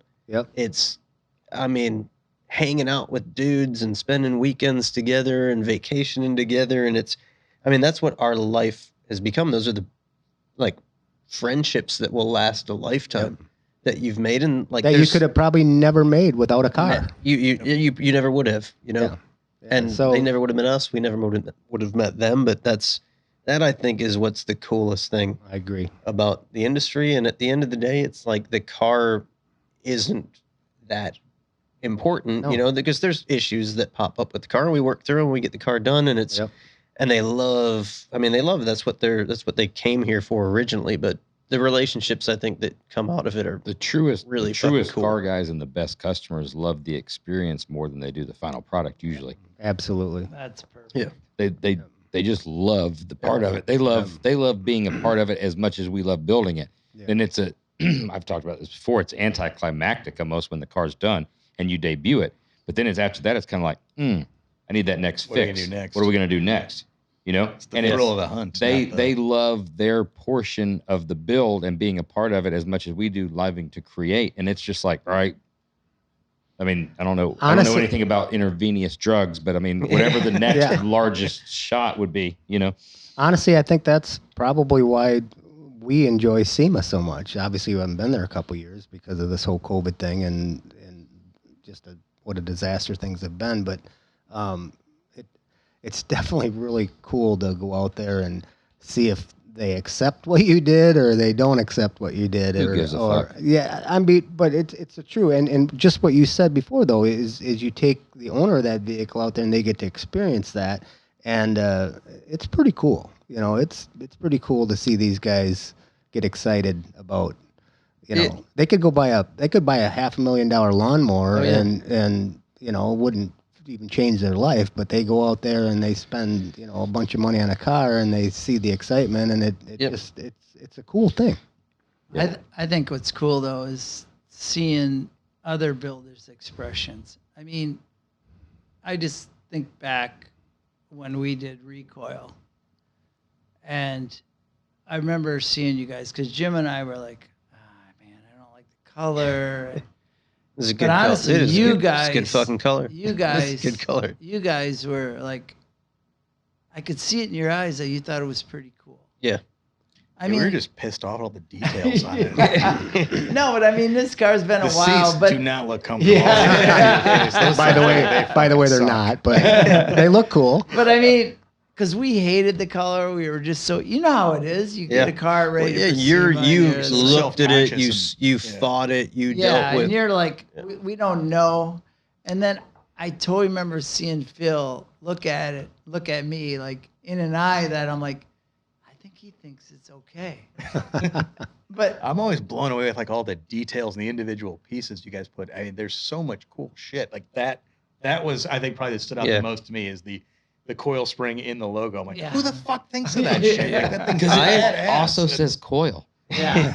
Yeah. For me, but it was a really cool, like, enlightening experience for me where I finally realized, like, it all made sense to me. And this might sound crazy, but when I came up to look at some stuff at your shop, and you took me by your farm, and I'm looking around, and I'm like, holy fuck. I'm like, now I totally get it. I'm like looking at the stuff you did with your waterfall going through the truck and what you did with the siding and the neon signs and the this and the that. And I'm like, dude, that's just you. Like, and that's how the cars probably become the cars, because it's the same, like, off the wall, probably wildly compulsive alcohol creativity, you know, and a little bit of alcohol. Yeah, what drugs do you do? That goes into it, but that was that rare turtle infection. That maybe it might have been, dude. That damn turtle. Aaron Rodgers just came out about doing ayahuasca. Oh, yeah. Aaron Rodgers. They're playing tonight, aren't they? What a fucking weirdo. You're right. But Is he not? Yeah. totally. So where do all the ideas come from? Like he said, pick off that. How do you just go down that rabbit hole and keep coming up with new stuff? And Gary Regal. No, Gary's pretty good. Jim's pretty good. I mean, we fight a lot. We'll say no. I'll tell you what. Our guys are good. Like Sean. Yeah. That fucking guy is just like, whatever he does is what's his spot phone on. number again? Yeah. Yeah. You know, we all have that. We all have that worry, but yeah. No, how we wouldn't steal. That's the cool part is like, we won't go after your employees. You guys have, I mean, because you guys are very enticing. Don't get me wrong. I mean, you guys got it. We tried to hire you earlier today. It didn't work Hey, out. I'd come down here. This would be awesome. But that's the class you guys are. It's like you're not trying to steal our guys. We're not trying to steal your guys. There's an honor code. I There's an I honor think code in There the is, industry. but I people think don't that- realize it. yeah. It's like though. it's like we try to tell them. There ain't many of them guys left, by the way. Yeah, that's We- crazy to think because it's an unspoken honor code, and I've extended that courtesy to probably a dozen people over the years where I've received a resume, and it's a very impressive resume, and as not worth good it. as it would do for the Roadster shop to have that particular person working at the Roadster shop, the very first thing that I will do is pick up the phone and call that shop owner, and I will have a conversation with them and say, "Hey, dude, here's the situation. Whatever you need to do with That that." goes for customers too.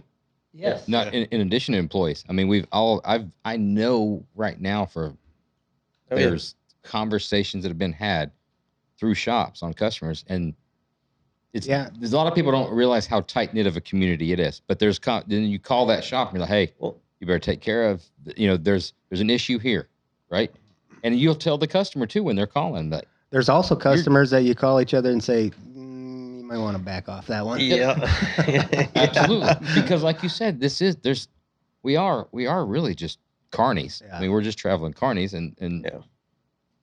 But like that's a great example. Like you said, man, I mean, that is one of those things where there's been, if you get that customer that's calling around and trying to tell you what I this wish I shop's would have doing listened. doing wrong. I mean, Oh, it's yeah. like there's a lot of shops out there that you just know are solid, and there's some shit that happens, but we all only- communicate with each other that nobody's gonna just say, "Oh yeah, yank that thing out of that fucking shop, bring it over here, we'll get that done for you." There's always a conversation to be had prior to that, and I think that's another thing that makes this industry really solid. In the end, it typically works out for the customer because whatever that issue may have been, the worst thing you can typically do Pull it is out. to pull that car out and to bring it to somebody else to start it fresh. Yeah. Unless it's really fucking bad, then yeah, but for the there's most part, I mean, situations where it calls for that, but generally not. So what's we've talked about where you got your start. You talked about some of the pivotal cars. Well, before we get to modern day, tell everybody that doesn't know, they should know, where the fuck did the Winnebago come from? Moose. Moose. Did That you was a really? bet, wasn't it? So Moose called me from Barrett Jackson. I don't even know what year it was. Probably 16. I have no. You And can make up. Yeah. He said there's okay. this really cool Winnebago out here. You guys ought to buy this thing. And I'm like, why? He goes, just put it down by your river property. It'd just be cool. I think it's going to go really cheap. And I thought, all right. So I said, I called Bob Johnson. You all know Bob. I said, Bob, that Winnebago goes cheap. I said, buy it. We'll just drag it down to our river property. What did Bob say word for word? He goes, And we can edit this well, out. when we got there. By the way, when we got there, Because I we see were. Bob. It was a We're- Thursday or it Wednesday. sold on like a Wednesday, and we got there on a Friday. And first guy we run into when we get in there on Friday night or whatever day it was, he goes, you own it, fucker. And I go, what'd you have to give for it? And he said, 12 grand. And I'm like, 12 grand? I said, Bob, I wouldn't have gave you 2 grand for this thing. Like it was, dumpster. Like I could have bought a nicer one for $1,000. So then we go out. I was crying. I literally was afraid. We were going to donate it to the Boys and Girls Club out there. We were. And then I was going to drive it home. oh my fucking God. It had one brake in it, the right front.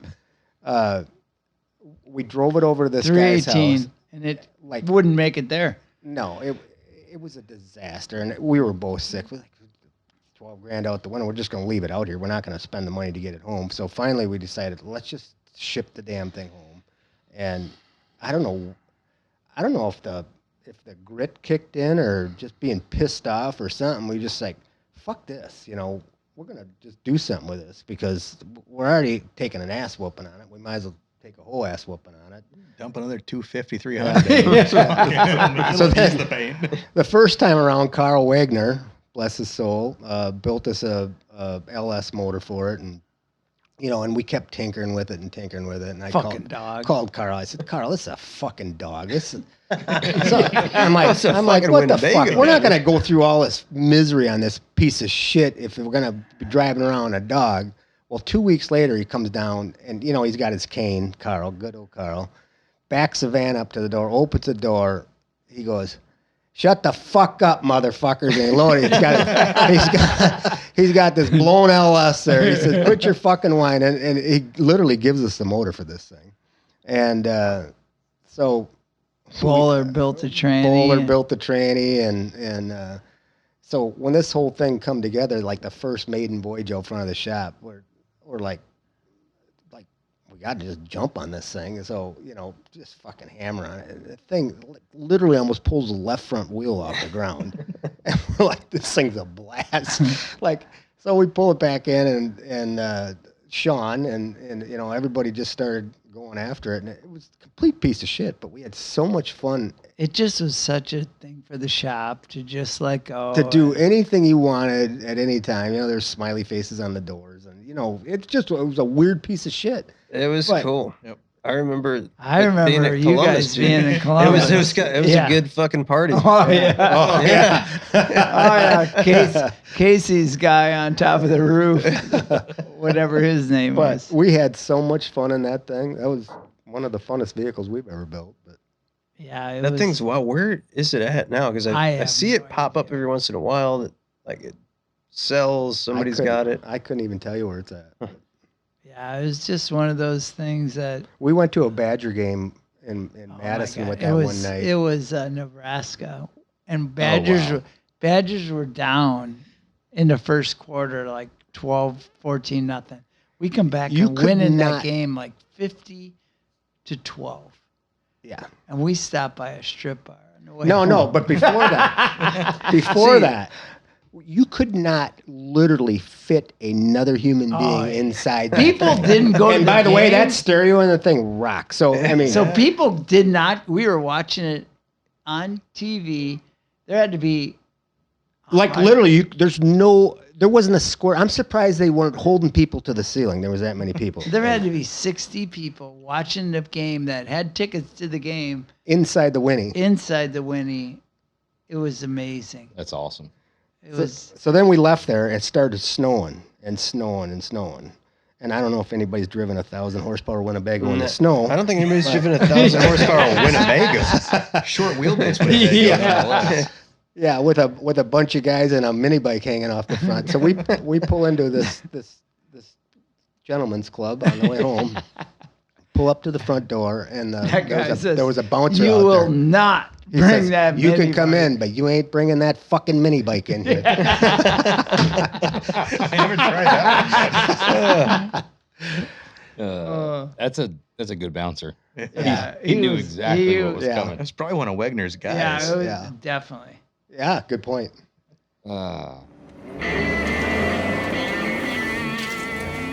Hey everybody, it's Josh from Roadster Shop and the Oil and Whiskey Podcast, and I want to tell you about a cool promotion happening with our friends at Blade HQ. Blade HQ has got knives to fit any hand, any belt, any job, and any budget. A few years back, Blade HQ declared August 24th National Knife Day. Now, from August 22nd through August 26th, they're having a massive sale to celebrate.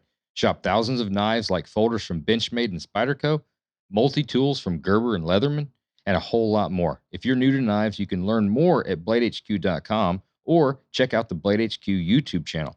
So remember, from August 22nd through August 26th, go to bladehq.com/oil and whiskey for the best deals for National Knife Day. That's bladehq.com/oil and whiskey. So I think Yep. that it is time to bust out a special little bourbon treat. Don't talk I about it, brought- be about it. All right. So knowing that you're a bourbon guy, we talk about bourbon a lot. I've got this stuff sitting. I collect a lot of vintage bourbons, and they sit in my collection because nobody fucking comes over. I don't hang out with a lot of people, you know? So I figure what better time to dive into one than when you guys fucking come here. So I'm going to snag this because this is something pretty cool.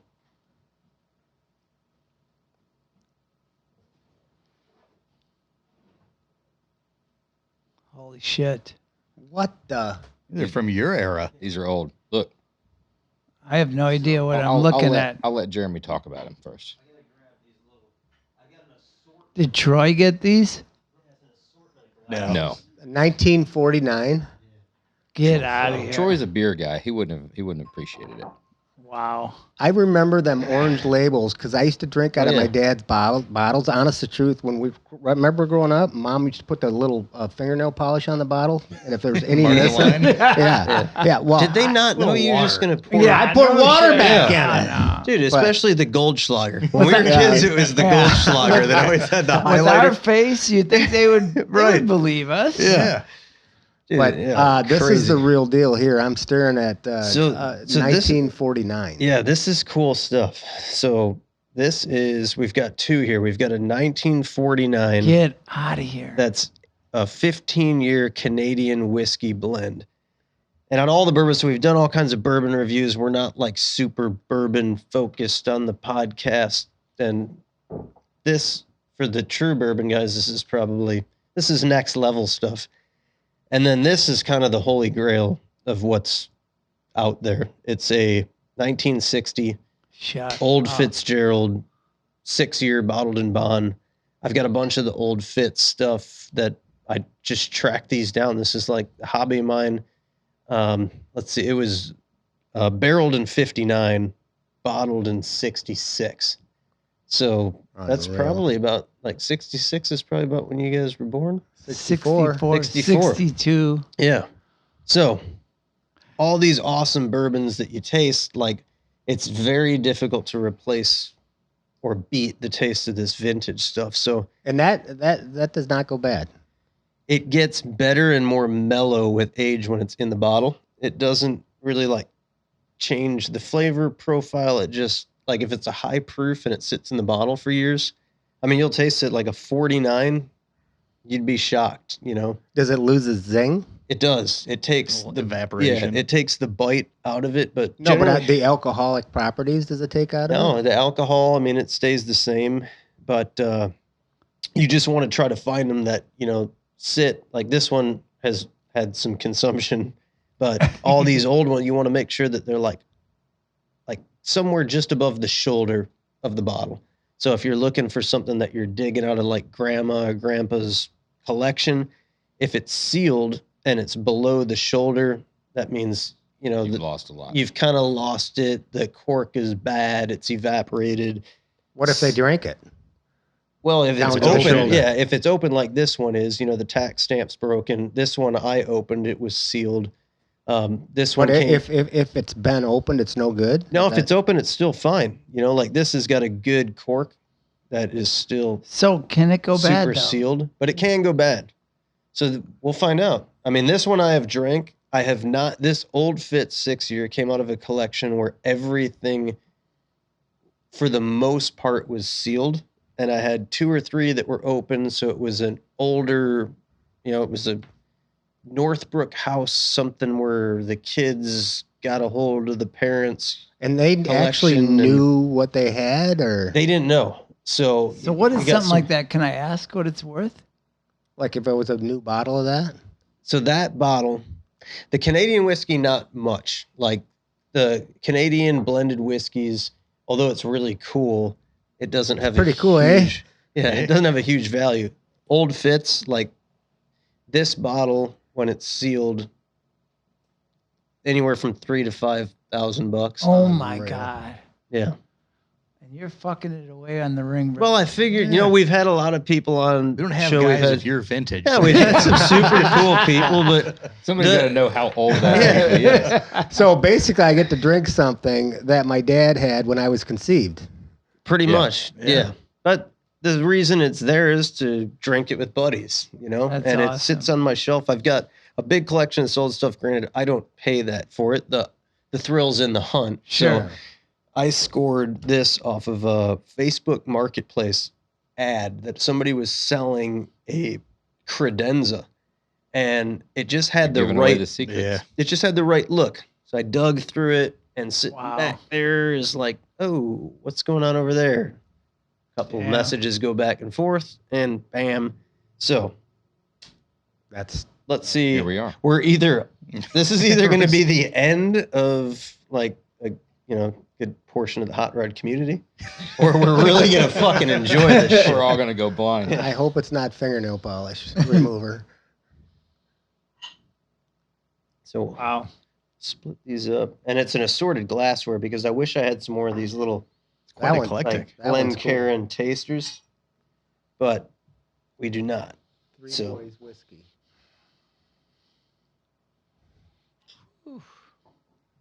For a guy that's not drinking whiskey, I've drank a lot tonight, and I'm sorry, You a honey. whiskey guy now? Or can you say that, you know what, you'll We're seek it getting you out? there. I think I understand why people do it. It's like I'm a cab guy, and I can understand why people are whiskey guys. But So I think this is any good. I appreciate you guys to have us in that thought Cheers. that you would Cheers, fellas. share this with Yeah, us. and share this. I don't want anybody to think that this is a trend, that this is coming back out again. This is This is a one and done. Whew. oh, it's very good. It's very good. It just mellows it out, Yeah. So this was Old Fitz. That's hard to believe that that's Yeah. that old. Oh, so when you get Old Fitz, that's like pre-1980. I don't know the exact year, but it's Stitzel-Weller Distillery. So that's where the original Pappy and all that comes from. So that's the best bourbon. Pre-Pappy. Period. Yep. Wow. Yeah, the funk is what I love on the Dusty. So you just got that little bit of like old basement. Yeah, it's Kinda got just- not in this- a bad way, yeah, just the enough. smells. The smell's always different than the taste. Do you think the dust off that bottle in my glass makes it taste a little better or not? It adds to It probably enhances does. Yeah. Now having this kind of my father was his ship was sunk in World War II, and he hung onto a raft for a few days, and he had this bottle that he kept from the first Ship ship reunion. reunion. And it was a bottle that he won. And he said the last guys that It was the Or- basically last man standing from that ship. Yeah. It was going to go to. So he had that bottle of whiskey his entire life because he got it at the first ship reunion. which he was probably at that point maybe 20 years old. Yeah. He 25. lived to be 30. 91, and Wow. And my brother-in-law took it to the last ship reunion last year That's cool. and opened it because there was only a few survivors left. That's- So That's cool. I'm kind of getting that same feeling here. How cool. yeah, Yeah. What you did for us was kind of like, Dude, I think of it's like, the Jim Croce song. It's time in a bottle. Yeah. I'm so into vintage stuff, but to experience something, this is as close as you can get to actually going back in time. And I've got a bunch of them. I never drink them, looking for an A excuse reason, to drink yeah. them. And then Yeah. I thought this was a great time to. Just to- think to that dive into 'em. We're all sitting here together enjoying a whiskey of this vintage and quality all because we powered through figuring out how to make a street and performance Yeah. accessory drive work. Yeah. And dealing Isn't it- with the In that case, let's kill this Yeah. model, man. Because if we, Bottoms up. yeah, Yeah, it's No, it's nuts. actually all because we met the right people in our life, and cheers to friends, because this Absolutely, is pretty awesome. man. Yeah. cheers Cheers. Yeah. thanks, fellas. to all those poly red and blue frame rail mounted fuel pumps that you're like, there's got to be a better way. Yeah. The Barry Grant 6-shooters and the You're all the You're only- the You're only the- one yeah. that's used that, I think. Yeah. no, Yeah. Bobby Alloway has used it too. We Okay. talked Did he? about it. You never Have used you Barry had Grant? Have you had Bobby here? No, we're We've trying not, to get man. Bobby on. Oh, Bobby, you need to come. It's I a know. lot of Yeah. fun. Bobby's a good dude. So what do you guys think is going to happen at SEMA this year? You know, I think it's the whole landscape has obviously changed out there, and Mike and I obviously haven't been there since 2019. Yep. And what's really a drag in 2019, we actually had the opportunity to, or were lucky enough to win the Battle of the Builders, and really would love to have that car sitting in the front entry like all the other Yep. guys. But anyway, so 2 years have passed and we haven't been there, and I think you guys were there last year. Is that correct? Yep. Yeah. And so is the landscape the same out there? Does it feel the same when you're there, or is it So- different, or? We were super skeptical, I'd say, going into it last year.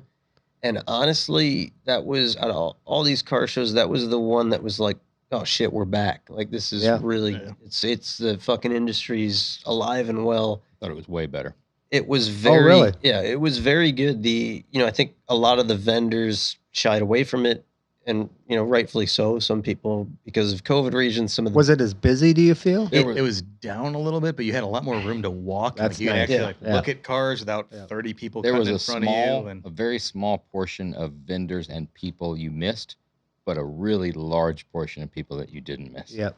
That you were like, you know what, we can do this So this wh- way. it cut out the trash, basically. Exactly. So what do you Shouldn't have think? been there. What do you think about not having like our great friends at Ford and our great So friends that- at GM there? I mean, it's that's like tough. Yeah. Man, I mean, it's like, even though, like, all right, you're certainly not going to buy anything at the Ford booth or the GM booth, Yep. but every year you do look forward to seeing what is new and innovative, and that is usually the spot that presents it. I mean, the Ford booth has always been just pretty cool. so Yeah. damn cool. I mean, and I feel like that's the feel of SEMA. You get to SEMA, the Ford, the blue, the light.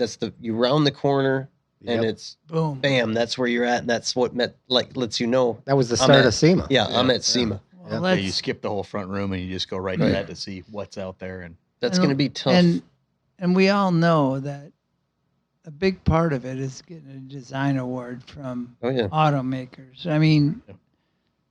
that's a big deal for it is. all of us to, it's one to get the mother shine and to get all these awards from our friends, those are really nice.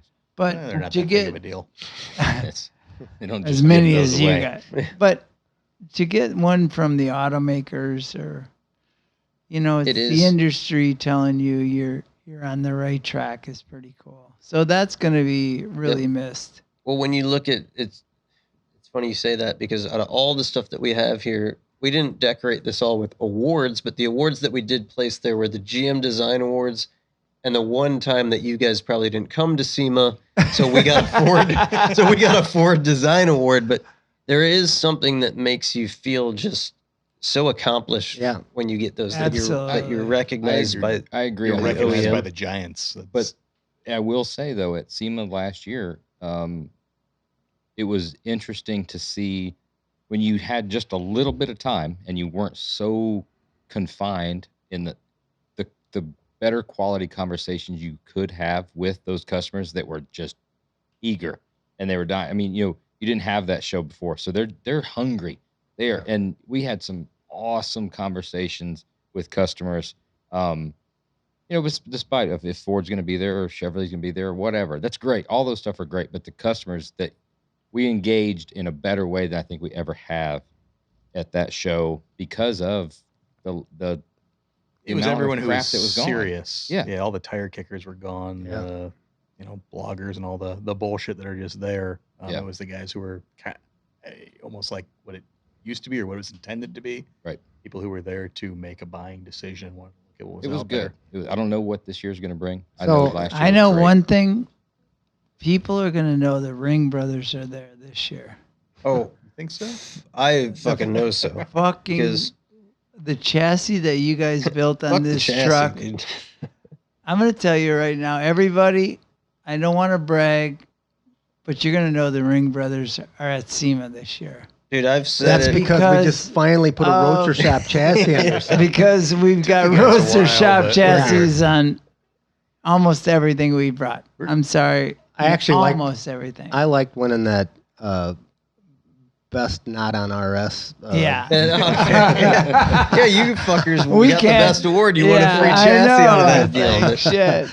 Oh, that brings me back to, so my wife keeps asking me, so I Yeah. have to ask you, are you guys having your party this year or not?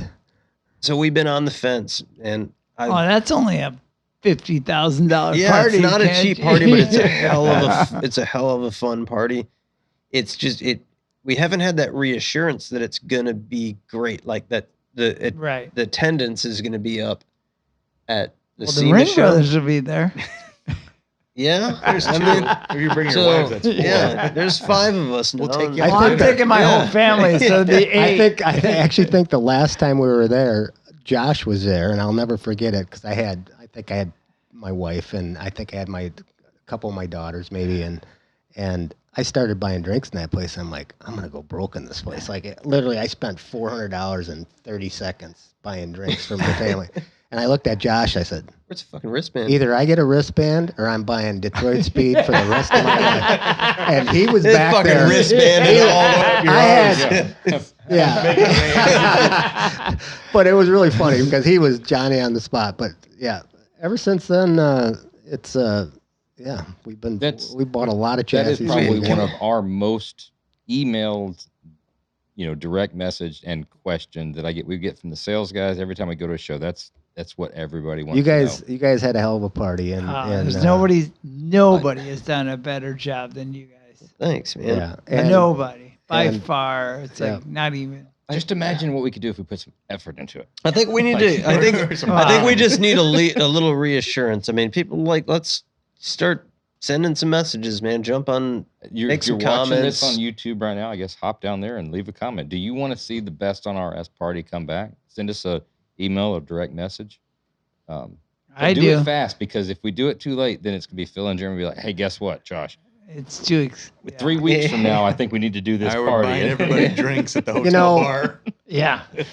It Whatever it is. for me, so it's you not guys even are the about. best. It's not even about you guys spending a shit ton of money on getting everybody drunk. It was a fun. What activity. is cool No, getting I mean everybody that's together. really It's a cool. fucking blast, But man. it's about getting all them people together Yeah, that you guys it is. bring together and have such a great time. Like seriously, I gave my shirt away in that place. Dude, you talked about ego earlier. We were talking about something about that. Both years we've done it, there is not a single bit of ego when you walk through those doors. No. Everybody there is there to have a fucking good time. Yep. And I mean, we give an award away for people that it's not even on our chassis. Yeah. I mean Exactly. that's just Yeah, we won one. Yeah. it was just It fun Seemed like a fucking great time. idea. At the Dude, I time. just enjoyed it. It's there's been some great parties at SEMA. You had the kicker party that was a big deal, and the Gran Turismo thing's super cool. But there's never been anything that just brings our whole industry together, and that's what was a lot It's of kind fun. of an insider And thing. It's just for everybody that's there is an insider. So when was the last time you guys actually put that on? Was that 2019?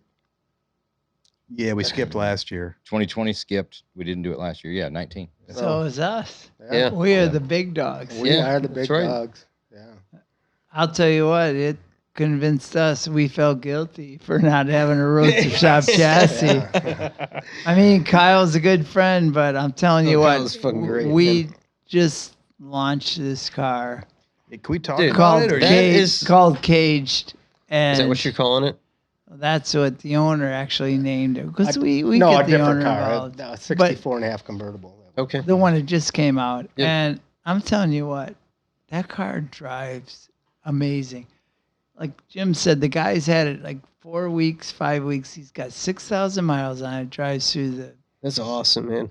No, he drives it it's like got- a rental car. Yeah, and he lets everybody drive it, but your chassis is amazing. Dude, that's great. That's great to hear. I mean, I'm not just blowing smoke. It's awesome. The truth is- and since then we've done nothing but roadster shop chassis and.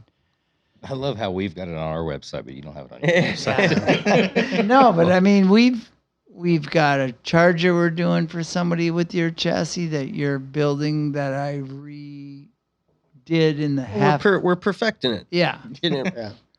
right on the money. But no, I mean, we've got a Cuda we're doing with your We've done, stuff. Mike and I, we've done a lot of Mustangs. Yep. And this gentleman we did this car for was a great customer. He wanted this car to look as close to 100% stock as he could possibly get it. And he said right from day one, I'm driving this car every day, rain, sleet, or snow. That's I'm sweet. driving the wheels off of it. And he does. And he does. And it's not because I'm sitting here for any other reason, but that is the nicest driving Mustang that the Ring brothers have ever built. Dude, And that's he awesome, even man. said he has everybody in the bar drive it, and they all get they all get out Hopefully and say- before they have too many cocktails. Yeah. If that's the kind of endorsement, $3,000 bourbon. will Yeah, get you weekends. there's another round, man. No, gospel truth. It ain't because we're drinking bourbon. That car drives amazingly well, and by the way, we have built a lot of Mustangs, but it's that independent. We've got actually a couple more coming to SEMA that you guys were a big part of, and a '69 Mustang, which is a pretty exciting truck or car, and a '48 Chevy pickup, which you guys were involved in, which is Very pretty similar to the ex- Mustang. You wanted that really stock. Similar, very similar, very Real traditional. very stock. So yeah. we're excited for people to see that. And I actually drove that truck last Friday, and the truck literally feels like a Formula One car. I mean, it's So you're, unbelievably the most of all the cars we've ever built, the best driving vehicle I've ever driven. that's awesome to hear, man. Yeah. But he's over here casually dropping that It's just a 48. that it's a 48 pickup and it kind of drives like a Formula One car. But we I get don't the want to give details? too much away. You can give it but all away. take a Formula One car and mix it with a 48 Chevy, and Sounds cool in your We're, head. we're that's gonna, what you've got. we're man. gonna whack them. Dude, I've told everybody, like, anybody who asks, like, what's going to SEMA? I said, dude, the car at SEMA this year is the Ring Brothers 48 Chevy pick. And you cannot explain it to people because you think, no, 48 Chevy Highboy pickup truck. All right. Just leave it at that. Let's let the suspense build because people are going to be like, what the fuck? That is the fucking car at the show this year. We've been working our asses off. We missed the last SEMA with our heavy hitter car. It's going to be in BASF's booth. Yeah, we're all excited. It is a beautiful car. I love the car. Brent is a great customer, man. As soon as you But hear it is not this 48 I'll tell Chevy you, pickup but truck. we Dude, this couldn't thing have is done it off without the fucking hook. without you guys. This thing wouldn't have come to fruition. And What's wild is as soon as you hear 48 Ford pickup Highboy, Chevy. Chevy, sorry, 48 Chevy Highboy, you instantly think of that mailbox air cleaner and that chain link for the steering. Yeah. And that's exactly what they did, but they pulled it off. Like, I don't know how you did that mailbox air cleaner to this high of a carbon level. fiber. It's Yeah. carbon fiber. Yeah. So Yeah, the whole truck it's by far the craziest thing the Ring Brothers have ever done. I remember Same. him We're- telling me about the concept. I'm like, the fuck are you talking Yeah. about? Yeah. Then we You can't even you can't explain it. to You can't anyone. No, explain it. Wait but till you it's- see the chassis. Yeah, the Roadster Shop nailed it, and we're proud of it. Yeah, we had If a we're going to give props, who nailed it was the chassis fabricators There you that go. were given that Oh, yeah. to no Yeah. fault except Jeremy, that was given to them at a time of like, guess what? Drop everything that you're doing yeah. and build this. and we right now. and we realize that, and that's the thing that we realize in our worlds that, we think it's all about us or it's all about Troy. Or it's all about. We realize It's what you everybody. guys did to make it happen because in today's world, it's not easy to get people. A project of that It's a magnitude large scale. want is, to be part of needs so many people and so much thought and so much. And we're just lucky enough to know these guys to partner up with. It was people, it was a really we could not fun have built this car project. without the Rhodes shop. absolutely not. Without We a doubt. could have not built this car without the Rhodes shop. It's a truck, by the way.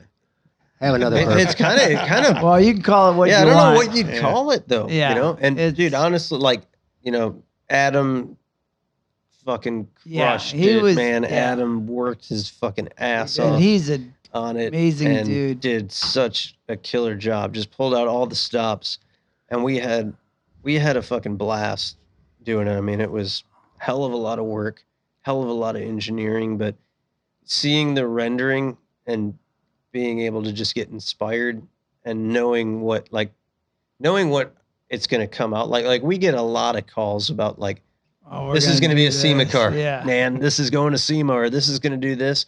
But looking at the rendering and knowing what you guys are going to do with it and that it's going to be the rendering and then some was really inspiring to just get after it and knock it out. And man, What's it's coolest about that is, we've got a great fabricator, awesome story. Hell, it would be a podcast in itself to tell the story about, Little Mike and Mike Schmidt and Oh, yeah. what he's done. And Little Mike's like you say, he's a podcast in himself. yeah, he's a podcast in himself. He's an awesome fabricator, great guy, somebody that I rely on a daily basis. He's fabricator, but he's also kind of the chassis builder manager as well. So he's my right-hand guy. I rely on him every day.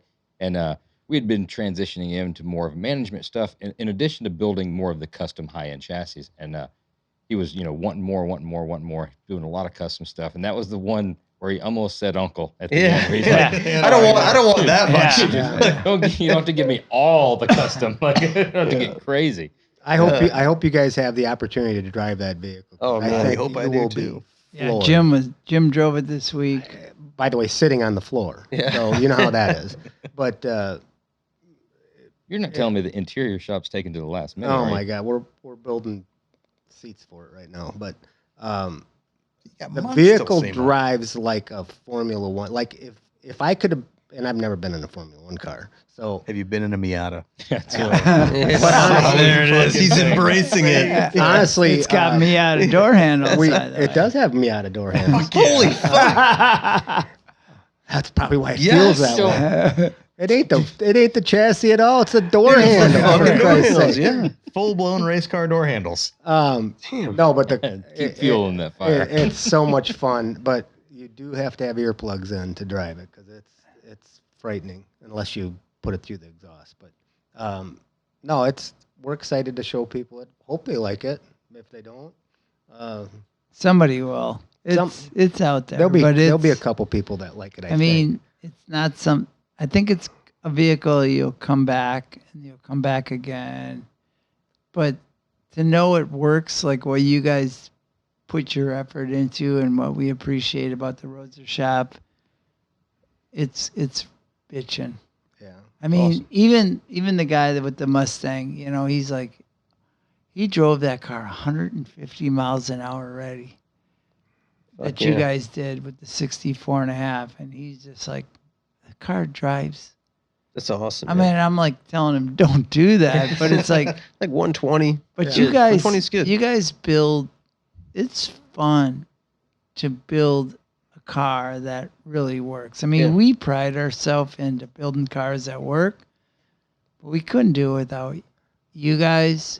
And once again, it's okay to give credit to where Dude, that's- credit is due. You know, it wasn't long ago. I think I said to Jeremy, I said, we know all the GM stuff, the Ford stuff, all of this stuff works so well. I said, why don't you play off of that? And you looked at me and goes, how much money you want to throw at it? And the funny part of that is I just walked through your shop tonight, and you guys are building chassis with that mindset now, and some of the stuff I've seen here is pretty damn exciting. Yeah. Your truck stuff is like, I mean, either go buy a 2023 Chevy pickup or buy a Roadster Shop chassis. It's the same. It's going to Yeah, be the same feel. Well, that's kind of we're after. You know, the pickup truck, the four-wheel drive market is getting more and more popular. And just like the survivor cars and what we've done in the muscle car market, you're trying to build stuff that guys can jump in and just drive the fuck out of. You know, when you're talking about this guy putting thousands and thousands of miles on it, In you know, weeks. in weeks, I want to see something that has, you know, 10, 15, 20, 30,000 miles on it every year. And no longer, my goal has always been to create a vehicle that is no longer like a fair weather vehicle or a second like luxury car or something. It's just what you fucking drive. Like Yep. I'm just driving an old car. And that is what we set out to do with that, what we're calling our Legend Series chassis. And it utilizes a ton of OEM GM parts, but a really cool, Very impressive. thank you, man. Really cool chassis design, a lot of cool electronics, all the latest and greatest with the LT stuff, 8L90s, HD transfer cases. And I think that as we start rolling it out, we've kind of kept it a little bit of a secret. I've had it under Maybe SEMA. my own car and enjoyed the hell out of it. But You know what I think? Truck. Honestly, yeah, trucks and cars, we're Yeah. fucking just murdering this tonight. But honestly, what scares, I think, a lot of the hometown, small town, everyday people trying to get started, builders, is personally, I think it's a lot of the electronics and all of the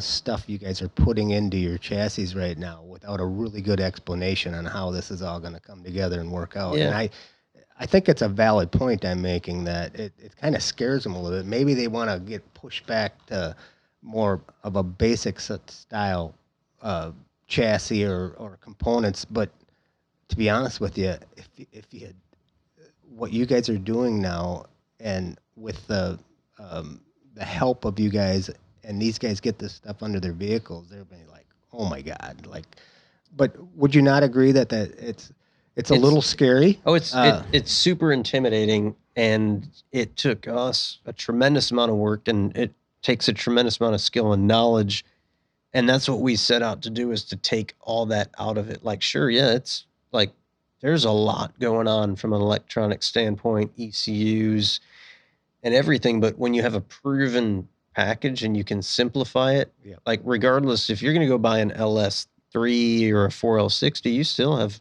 you know, you've got an ECU, you've got a harness. If it's supercharged, it gets even more complicated on the, you know, the harness side. But with this package, it's something that we've absolutely perfected to where we set out to build the core support to where you have everything bolts on it. Like take Yeah. both the fabrication and the electronics out of it to where you're literally just plugging in, you know, master Absolutely. connections. And by the way, that's my role at Ring Brothers is you know, that the wiring thing, the bringing them to life, call it that. But I can't imagine somebody that wants to do this in their garage buying and just trying this to stuff figure it out. and try to figure it out. And that's what makes a great company like the Roadster Shop, where they're, you know, they'll help you with that stuff. So I was gonna say, I mean, how many times have I called you for help, for Christ's sake? Well, yeah, and vice versa, man. I mean, Yeah. that's the beauty of this industry, is being able to, you know, bounce problems and ideas and questions off of each other. But Yeah. that I think is what makes that product so good, is it just takes all the guesswork out of it, and it's not just like a ready to run package for an engine and transmission. It's a ready to run package for an entire vehicle. You know, it's plug and play, ready to go. I think it's kind of like 10 years ago, everyone said, "Oh, I'm not getting an LS. I'm going to take my laptop out to tune this thing." Yeah. How many people know how to tune a carburetor and make it run right? Exactly. Nobody. But now anymore. look at what an LS has done compared to, Yeah. you know, your Ramjet 350 small block, or Yeah. just even a carbureted big block. I mean, it's changed the game and made things so much more drivable, so much more user friendly. And the aftermarket has kind of come up and supported that. And there's so much more stuff to go with it, where it is now, you still need somebody to dyno it and tune it, but it's, you know, pretty plug and play. And that's kind of was our mindset on the chassis side, and building everything to where there's going to be a little bit of expertise, but there's still a ton of expertise required to build a complete car. So there's a little bit of a learning curve. I think we've taken a ton of that out and tried to make it as user friendly as possible, and you're going to get a huge gain compared to what is For What do you, available. do you guys think that this whole electric thing is going to come on strong? I mean, have you guys thought about that? Have you even considered the whole electric Us platform? old Yeah. guys, it ain't happening. So yeah, we're No, I've been asked that a lot, by the way. we do an awful lot of chassis that we're like tabbing or setting up for somebody's EV components. So this guy's got this motor, he has this differential, he has these battery packs, and we set the whole chassis up for him. But the question constantly comes up. I mean, we get an inquiry every day about like a ready to run turnkey package. So it's not, we've had this conversation over and over again. It's probably not something that, given the choice between a 1300 horsepower Whipple motor and an electric motor, my passion lies with that Whipple motor. But Yeah. I also like, the evolution of the industry, and I'm into, just shit that's cool. So Well, I can tell you, when you're 18 years old like you two, you're going to see a lot of stuff in your lifetime. oh yeah, Yeah, you guys saw electricity Right. like actually start. So yeah. So now it's seeing that in cars is yeah, fucking it's crazy. quite the evolution. But yeah, man, I mean, we are deep into it. We've been working. We're probably 16 months into a very elaborate design on a production type EV chassis, because the Platform. problem is I compare it a lot to 3D printers.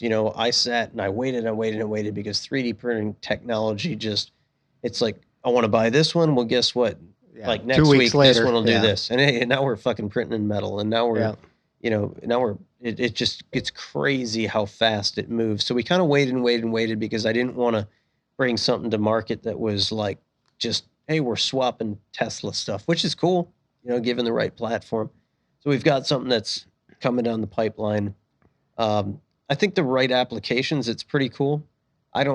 I'm not wildly passionate about like putting in a Mustang or a Camaro or something that you expect that sensory kind of experience. That's where I'm at. It's got to be the right fit. But there's people that can wear high heels. I can't put my size 11s into high heels. I could do it, but I wouldn't want to. I'd like to see that. And it's just not see that. it's just not the right fit. I mean, there's other things that I've got. There's more shoe options for me to wear than high heels, and that's yeah. Do you think if you guys built a chassis for an EV, it would come with all the motors and the drive So that portion of it? It's kind of the only way to do it. that is where we're going with it, and that's why it has taken so long. Rather than just in 2 hours, we can tab a chassis for anything. We can stuff a Tesla motor in it.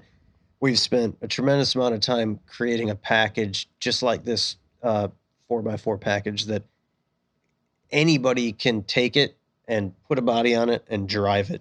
Yep. Because to me, that's not my expertise. We've aligned ourselves with people who that is their expertise to make that a manageable process. The best part for about somebody. this industry, because you get to meet all these guys that are smarter than you. Oh yeah, that is the way that it works. But Yeah.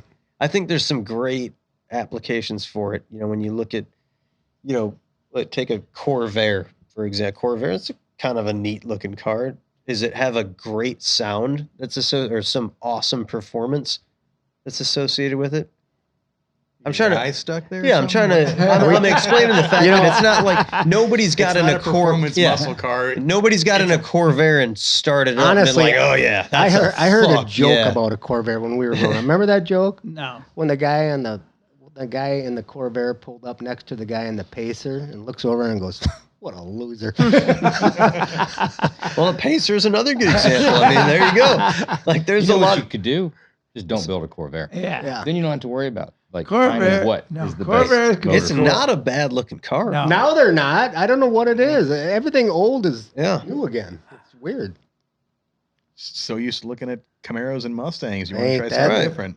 Yeah, the Yeah. early Beetles, a VW bus, some of the old wagons. There's So Wait till the Roadster Shop builds the chassis for our, what is it called? Which one? The latest. Help me out. The DB. Aston. Oh, the Austin Martin? Yeah. Aston. It's Aston Martin. Aston. I always struggle with that, because like the American version, you want to like Wait call till it you an see the Austin James Martin. Bond. Wait till you see a Ring blown Brothers- LS and an Aston Aston Martin. Martin. The Ring Brothers edition Roadster priming it Shop. out there. Just Aston sticking Martin. through the fucking hood. Yeah.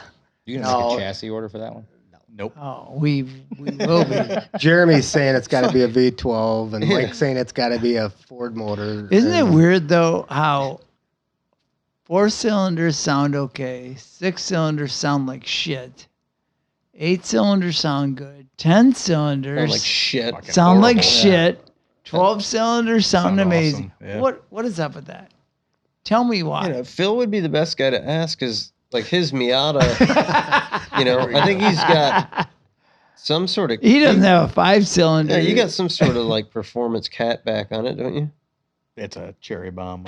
Oh, so it's just. tied on there. cherry bomb. Been a while. Flowmaster. Yeah, I don't know what it is, but it's got that.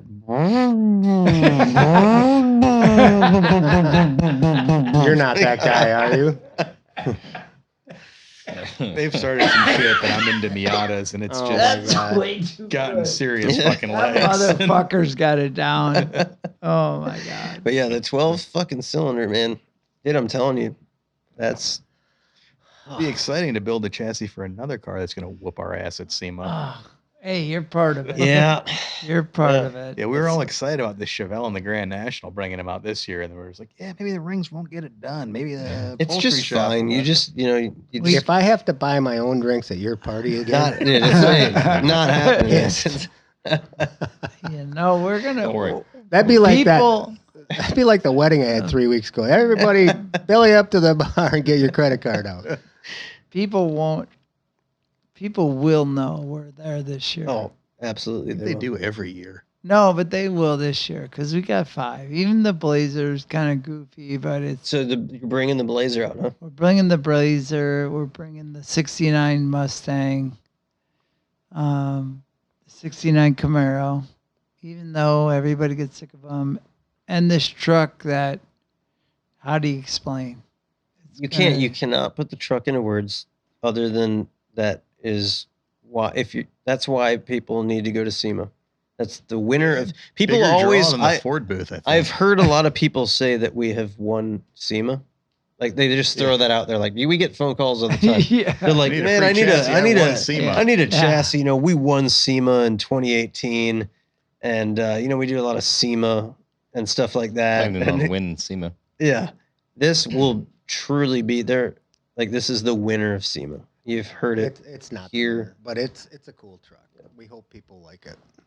What's It's bullshit. what's your favorite? Both of you separate. What's your favorite vehicle you've ever built to date?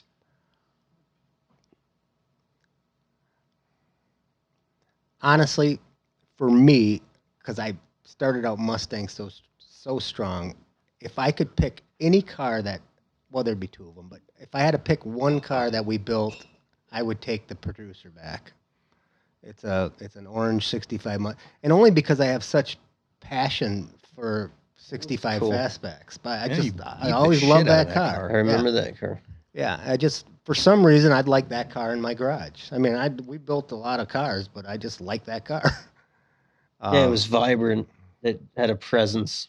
Yeah, That was a cool car. I just like that car for some reason. And I like the Chevelle. I like the recoil Chevelle too, but I'm a kind of a Mustang guy, and I just like that car. But Yeah, it was funny when we originally were doing that car. It was like Jim said we should widen that thing, like cut it right down the side. And then he went on vacation. He's like, "Oh, we can't do it." And we're like, "That would be bitching," because you leave the canopy the same. And Yep. so we did it when he was on vacation, and I really like the way that. I mean, it doesn't look like any big deal, but to cut that car, It's a lot of work. I mean, It's it, been it a long was a vacation. lot. How long yeah. did you go on vacation? yeah, But I mean, it was, you think, oh, it's no big deal, but to come up, like you all know, it's the ideas. It's not. Yep. It's not the fabrication. It's not. It's like to come up with the idea and to do it. And that was done like right in the tops of the doors and fenders and quarters, right through the whole car, 2 inches each side. Just pull it apart. Canopy the same. It's crazy when you look at it. You know it looks cool, and you can't put your finger on. Yeah, why because the side there's no bushwhacker. You never know. There's no bushwhacker. Right. You know. Bolt-on fender flare. Even right there. I mean, it was like It's got a huge tire under it. it's got a massive tire, front and rear. It had a big oil cooler and the dry sump motor and The oil filter sticking right out the front. If you look at the front of that car, it was just something about it was cool. something about that car I liked. it's a bad motherfucker, man. Yeah. That car was bitching. I remember it coming out. It sounded good too. But Yeah. that had like a small block for it. And in it, we right? had that. Yeah. We literally had that at I think it was Nashville, and I was out on the track with it, and Carl Wagner built that motor. How much horsepower did it make? 730. I think it was like 550 or something. But Carl built that motor. He had 2 of them motors left. It was an old NASCAR motor,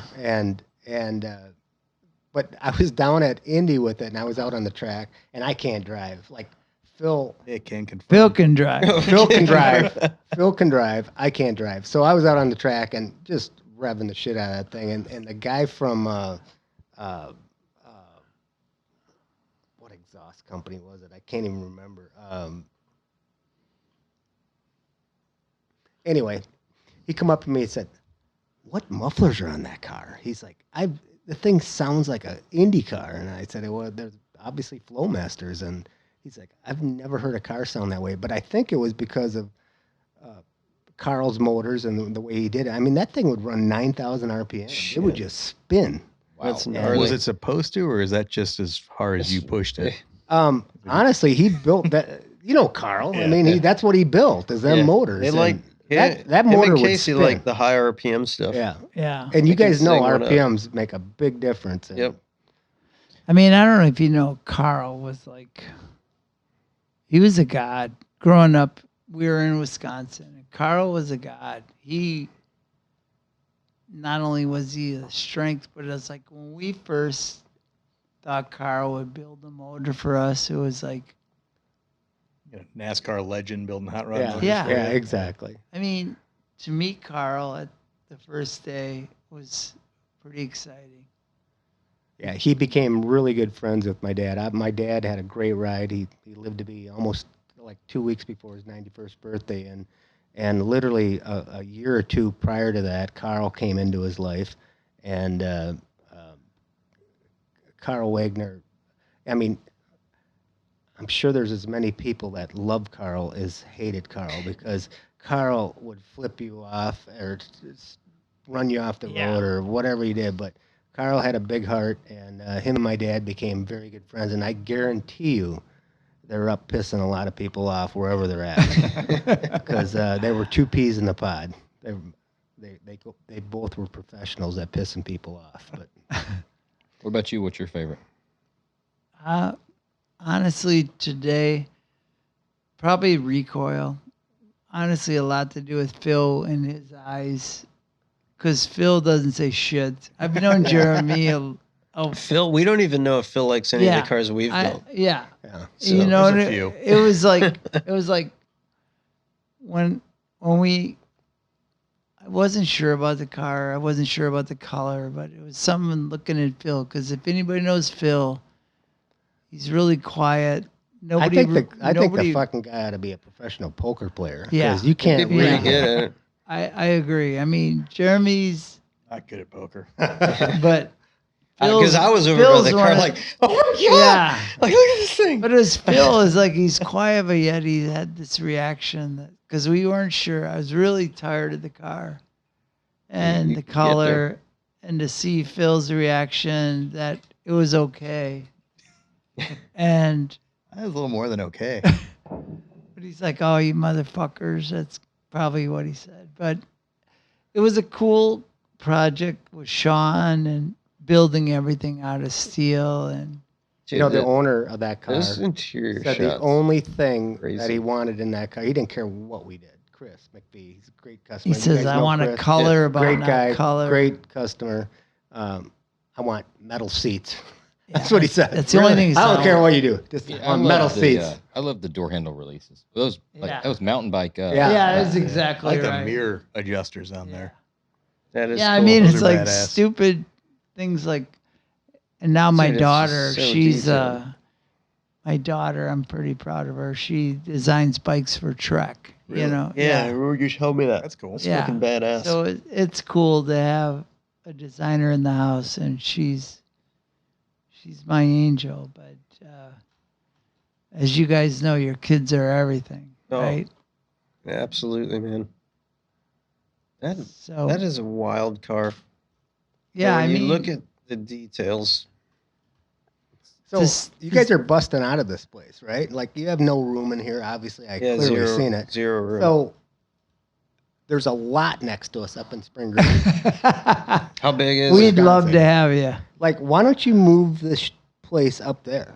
Yeah. I like Why it. don't you Dude, get it is out of nice the, up Wisconsin. there. Why don't you get It's a in Wisconsin. Why don't you get a flatland and see beauty? I'm telling you, you got a Ville's like the perfect view of the most beautiful hill where you'd build. We have some asshole Yeah. neighbors, though.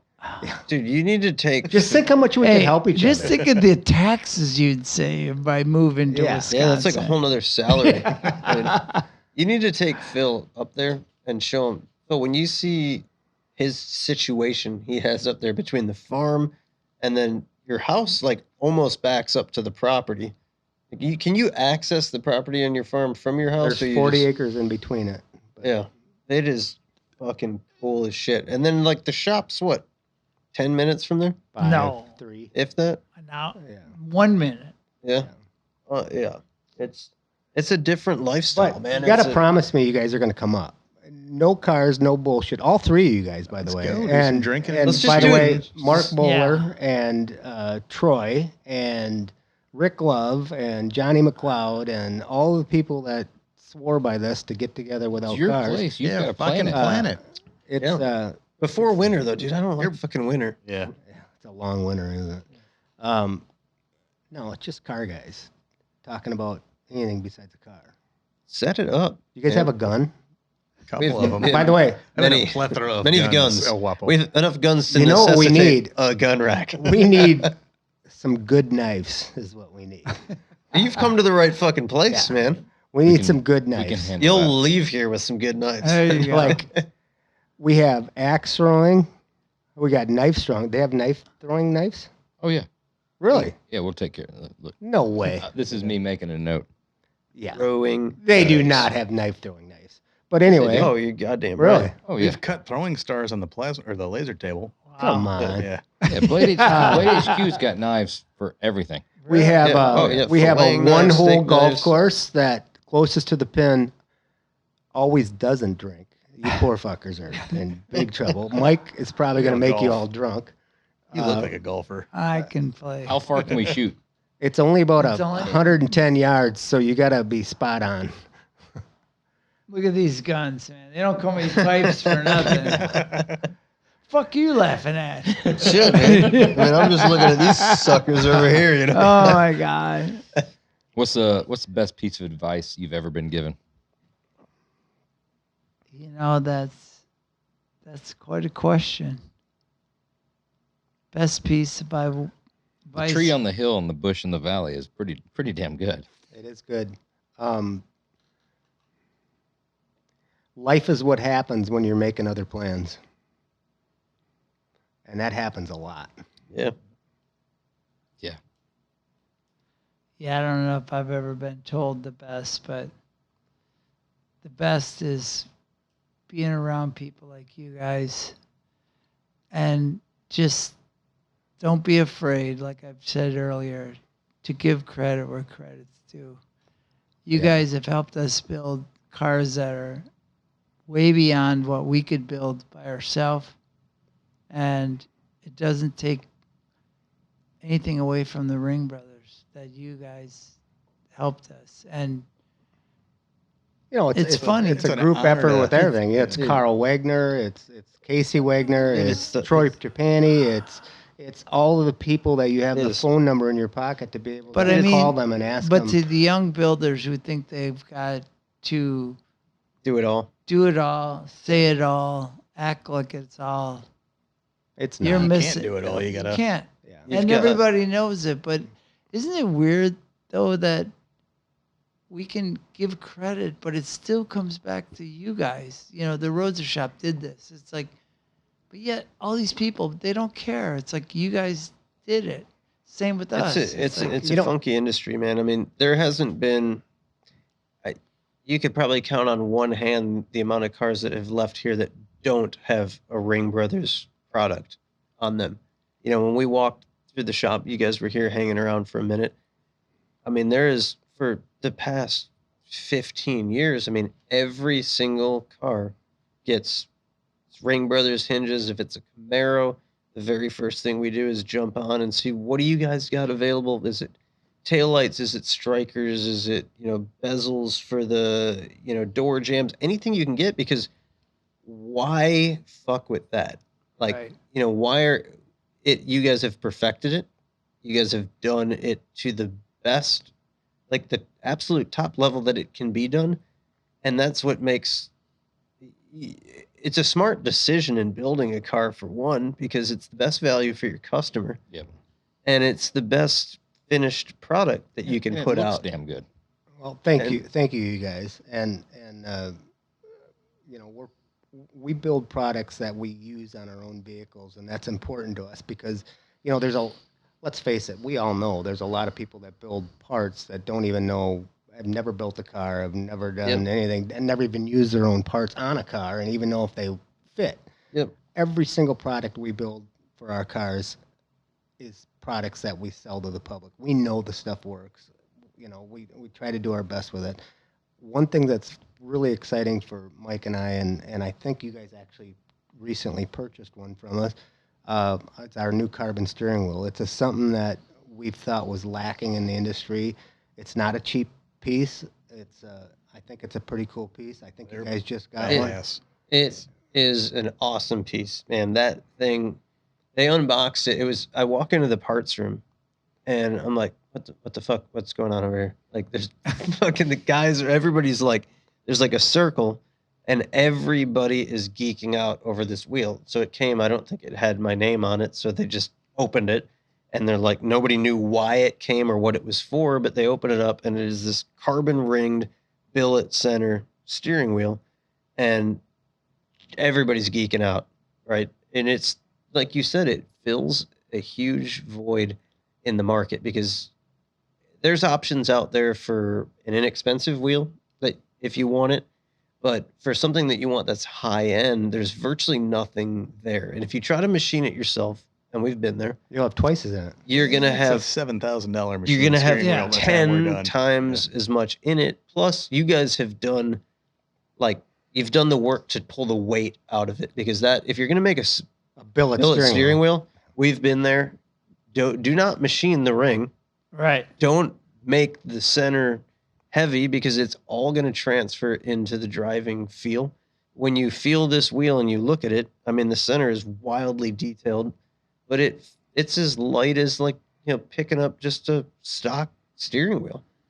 And you're not doing your customer any favors if you're going to say, I'm too proud to use this steering wheel. I'm going to design something. Yeah.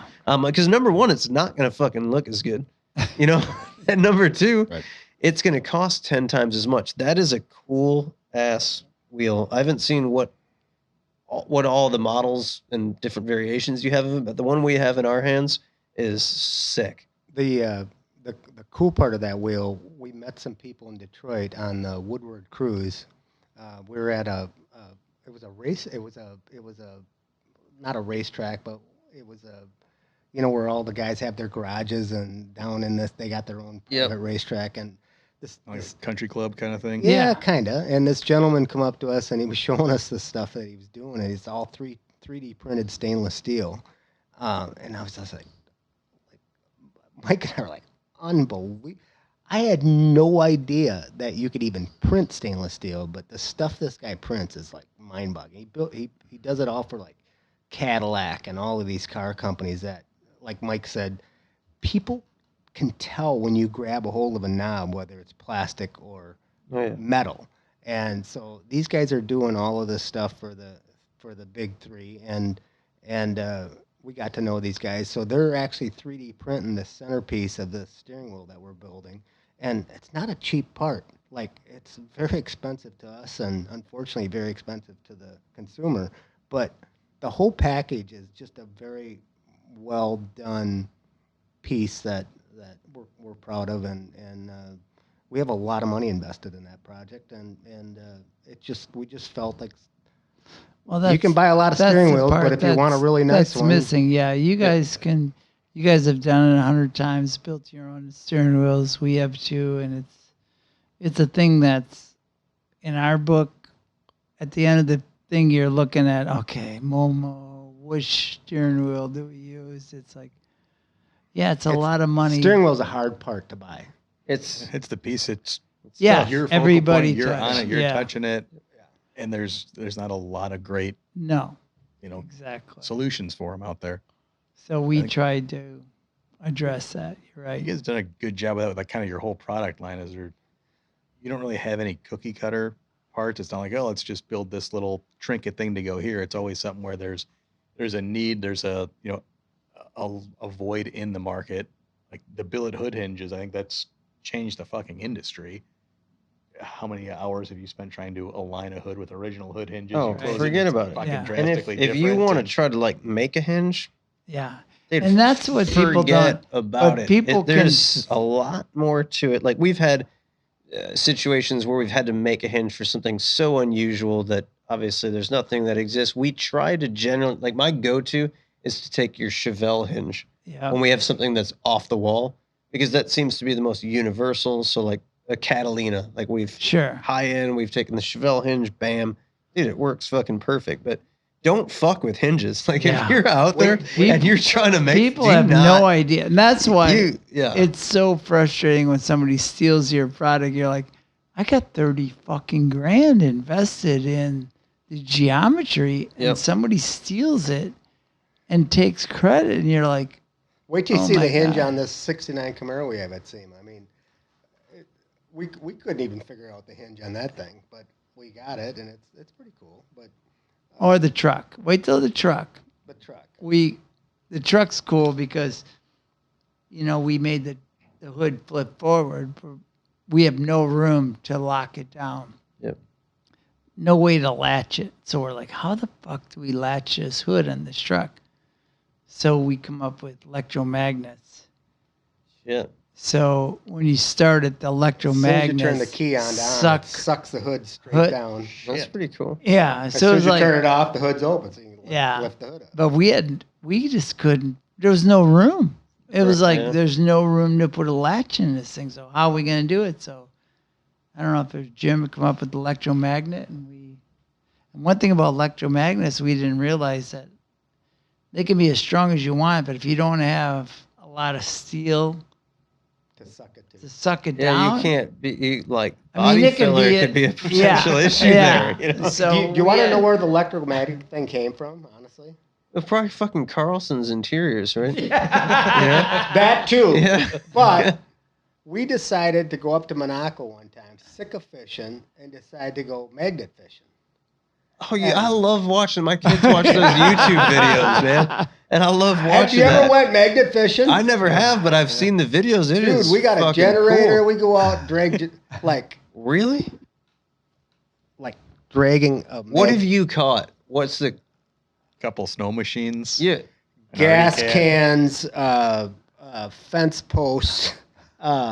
Jimmy Hoffa. Now listen, we're up in that kind of neck of the woods. So we're hoping for like a Uzi or two. All these fibs. But the problem in Monaco is all of the water up there. There's a lot of iron ore up there. So literally, when you pull the magnet out of the water, it's like one giant fuzzy ball of iron ore. But we're still jacked. We're gonna trust me. Next time we come on this show, no, we're we're catching. I'm getting Well, like it you looks said, like the most Jimmy Hoffa's car. Dude, that looks like the most fun ever. Like I Magnet see, fishing is more exciting than marlin fishing. I can imagine. Yeah, you can't catch It a is. fucking Tommy Like- gun when you're marlin fishing. You will. know? You catch It's a square grouper. Yeah. you will laugh so hard. By the way, we bought a pontoon boat from Casey Wagner, and you know Casey doesn't do anything easy, so he sent the boat to this pontoon boat that we bought from him to AMS in Madison, which is a big stereo place. And I I come think with he's all the Amish guys to paddle it. but Casey spent, I don't know, he told me he spent $15,000 on the stereo system in this boat, and I believe him. There's 6 batteries in this boat, in this pontoon boat. It's all for the stereo. 250 horse Merc on the back end, and so we're up in Minocqua, and the lake that my wife's parents are on has all of these other, like I think there's 7 lakes you can go to, and when you go through these to another lake, you go through these channels, which up north, physically when you're going through these channels, the trees and just how green it is and how absolutely beautiful it is. It looks like you're in like Jurassic Park. And so we're driving through these channels in this new pontoon we just bought from Casey, and we're going through this, and there's a family on a pontoon boat, and they're dragging this rope behind with this big giant tube, and these 3 kids are on the back. And so we decided to put on the theme from Jaws on.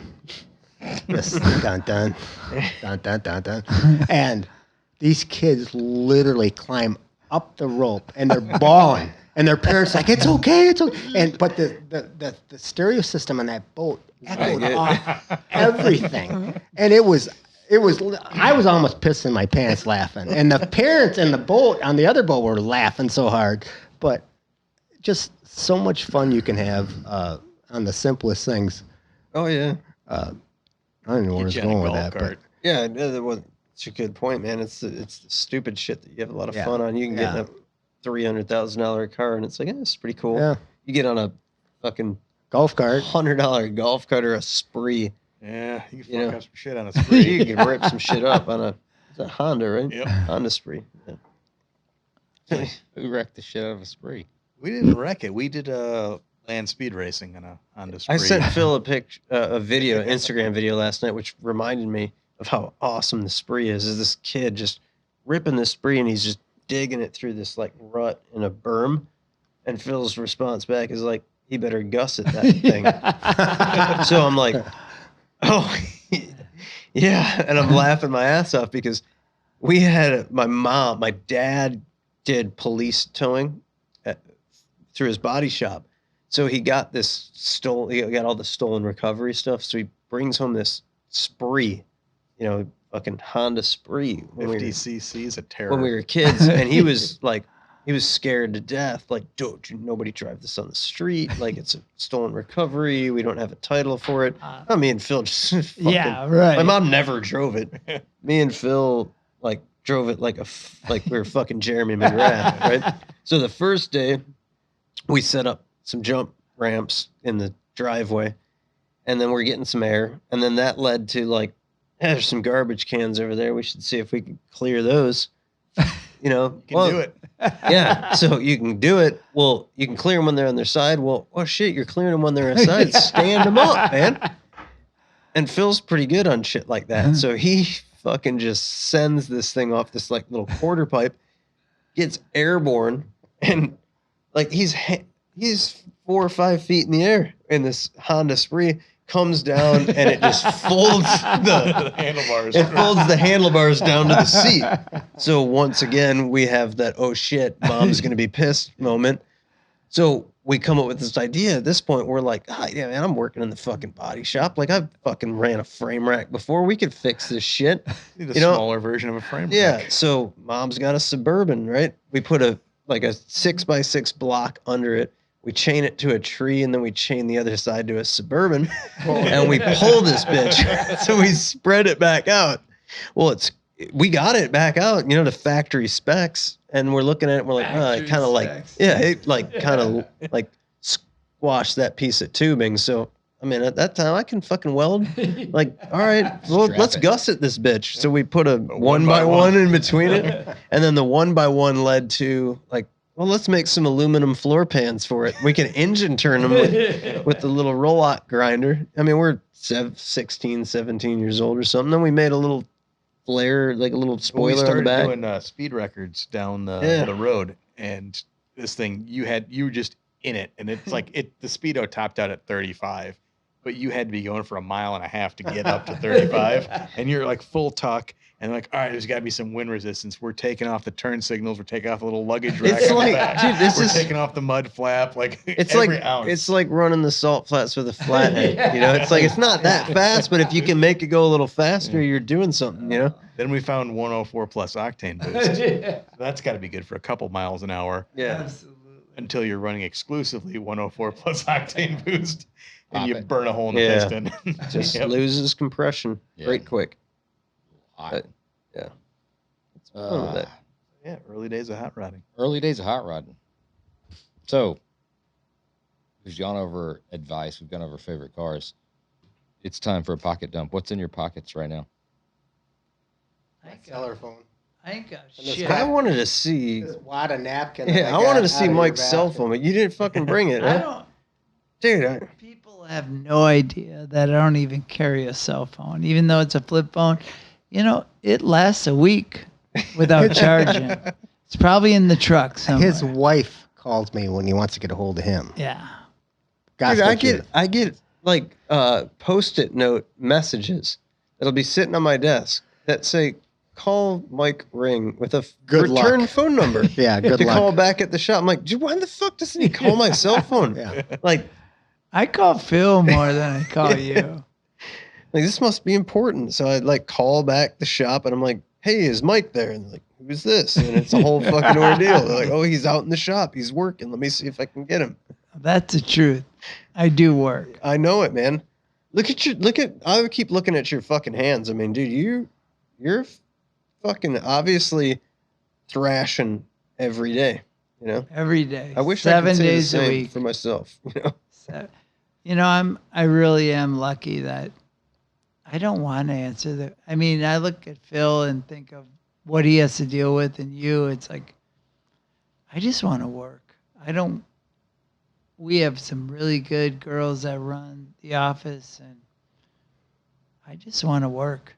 I don't enjoy taking the calls or dealing with the people anymore. I mean, I don't mean to be offensive, but I just want to Just do your own thing. do and my create. thing, and And you're obviously pretty damn good at it. I don't know There's if nothing wrong with that. I don't know if I'm good, but I just enjoy it. What are you looking at me for? Because you don't have a problem fucking communicating like via cell phone, you know? No. What's the difference in age between you two? A year and That's A year and a 2 half. months. I'll be 60 on the 1st of September. Jim's 58. So And what's the deal? There's another like this the like elusive brother I never even knew was the Steve. brother. yeah, Steve, he's 12 years older than He's me, so 70. he'll be One. 72. He's 72 right now. And then Damn. 4 older sisters. He and- actually looks like he's in better shape than us. So. yeah. He's not He doing retired. fucking He cars. retired I've when he was actually 55. lost like 10 pounds. Who? Yeah, you look good, man. You got the knees straightened out. Oh I mean, yeah, you're I'm fucking- 2 inches taller. Damn. To lift Bigger. on your knees. My wife says my dick looks like that much bigger. Did they do that with the knees too? They Oh, yeah. stretch that sucker Oh out. yeah, it's not long, but it sure is skinny. So we have a. Oh, I didn't sorry. know there was a Are we on correlation live? between the two. Sorry. Yeah, whiskey's so much better than vodka. Did you go with the airframe design on the knees or Oh the yeah, solid? well it was your design. I liked what you guys do. I actually had the carbon fiber shoes that kind of gave it a little bit. Hey, how come we don't show the Roadster Shop boys with the? We got that picture, right? Yeah, what's up with that? We could pull it up. I actually thought I looked pretty good. Yeah, in it, you I'm know? with your bubble butt Yeah, there. because I like the Yeah. skinny. Man, I'm no stranger to the fucking skinny jeans. So Oh my god, I thought, Phil with that nice You rack. talk about skinny jeans. Let me just tell you this story. So here. SEMA, maybe 2017. My wife had this great idea to buy me these bedazzled jeans. He wore them everywhere. Oh, we know, dude. I mean, I didn't know I your wife never- bought them, but I I know never- about the bedazzled jeans. I never owned it. Everybody knows about the bedazzled Bedazzled jeans. He jeans. wore 'em. I'm like, Peg, I can't wear these. Oh, these are the bomb. So we're going to SEMA one time, and I literally had this chick walk by me with the same fucking jeans I had on. And I looked at my wife. I said, "This shit's done." Like, Oh no, this he is was never wearing them a long happening time. again. But you and don't Kenny tell me you Davis. guys have never had bedazzled jeans. Never. Dude, I never honestly, had. My ass. I have never. Honestly. Don't lie. No. Dude, I swear, I'm No. guilty. jeans without shit on the pocket. Yeah. I'm guilty of some tight Yeah. fucking jeans, but the bedazzled No. stuff, Oh my God. man, I dodged that. I mean, like Peggy, are you listening to this? there was that little window. I think my wife had the Von Dutch jeans with, or I might have even bought them for. They had the patch on the back with the Oh, Von yeah. Dutch thing. But yeah, You Man, never I'm- wore them. Jim did. Oh, I had them on. Oh my god, it was. we bad. know, dude. We Yeah. fucking know. Dude. I mean, How do you know? Because they were fucking Ring Brothers jeans. No, we renamed. Yeah. No, Ring Brother. brother. It wasn't. There's no. There you go. There it is. Look at that. Look right at the- there. Look at the butter, Jeremy. I mean, look at So- that. I look good, man. Oh I my mean, god. Oh my goodness. We've got I love Phil's cage that he had around him. I got to keep them away.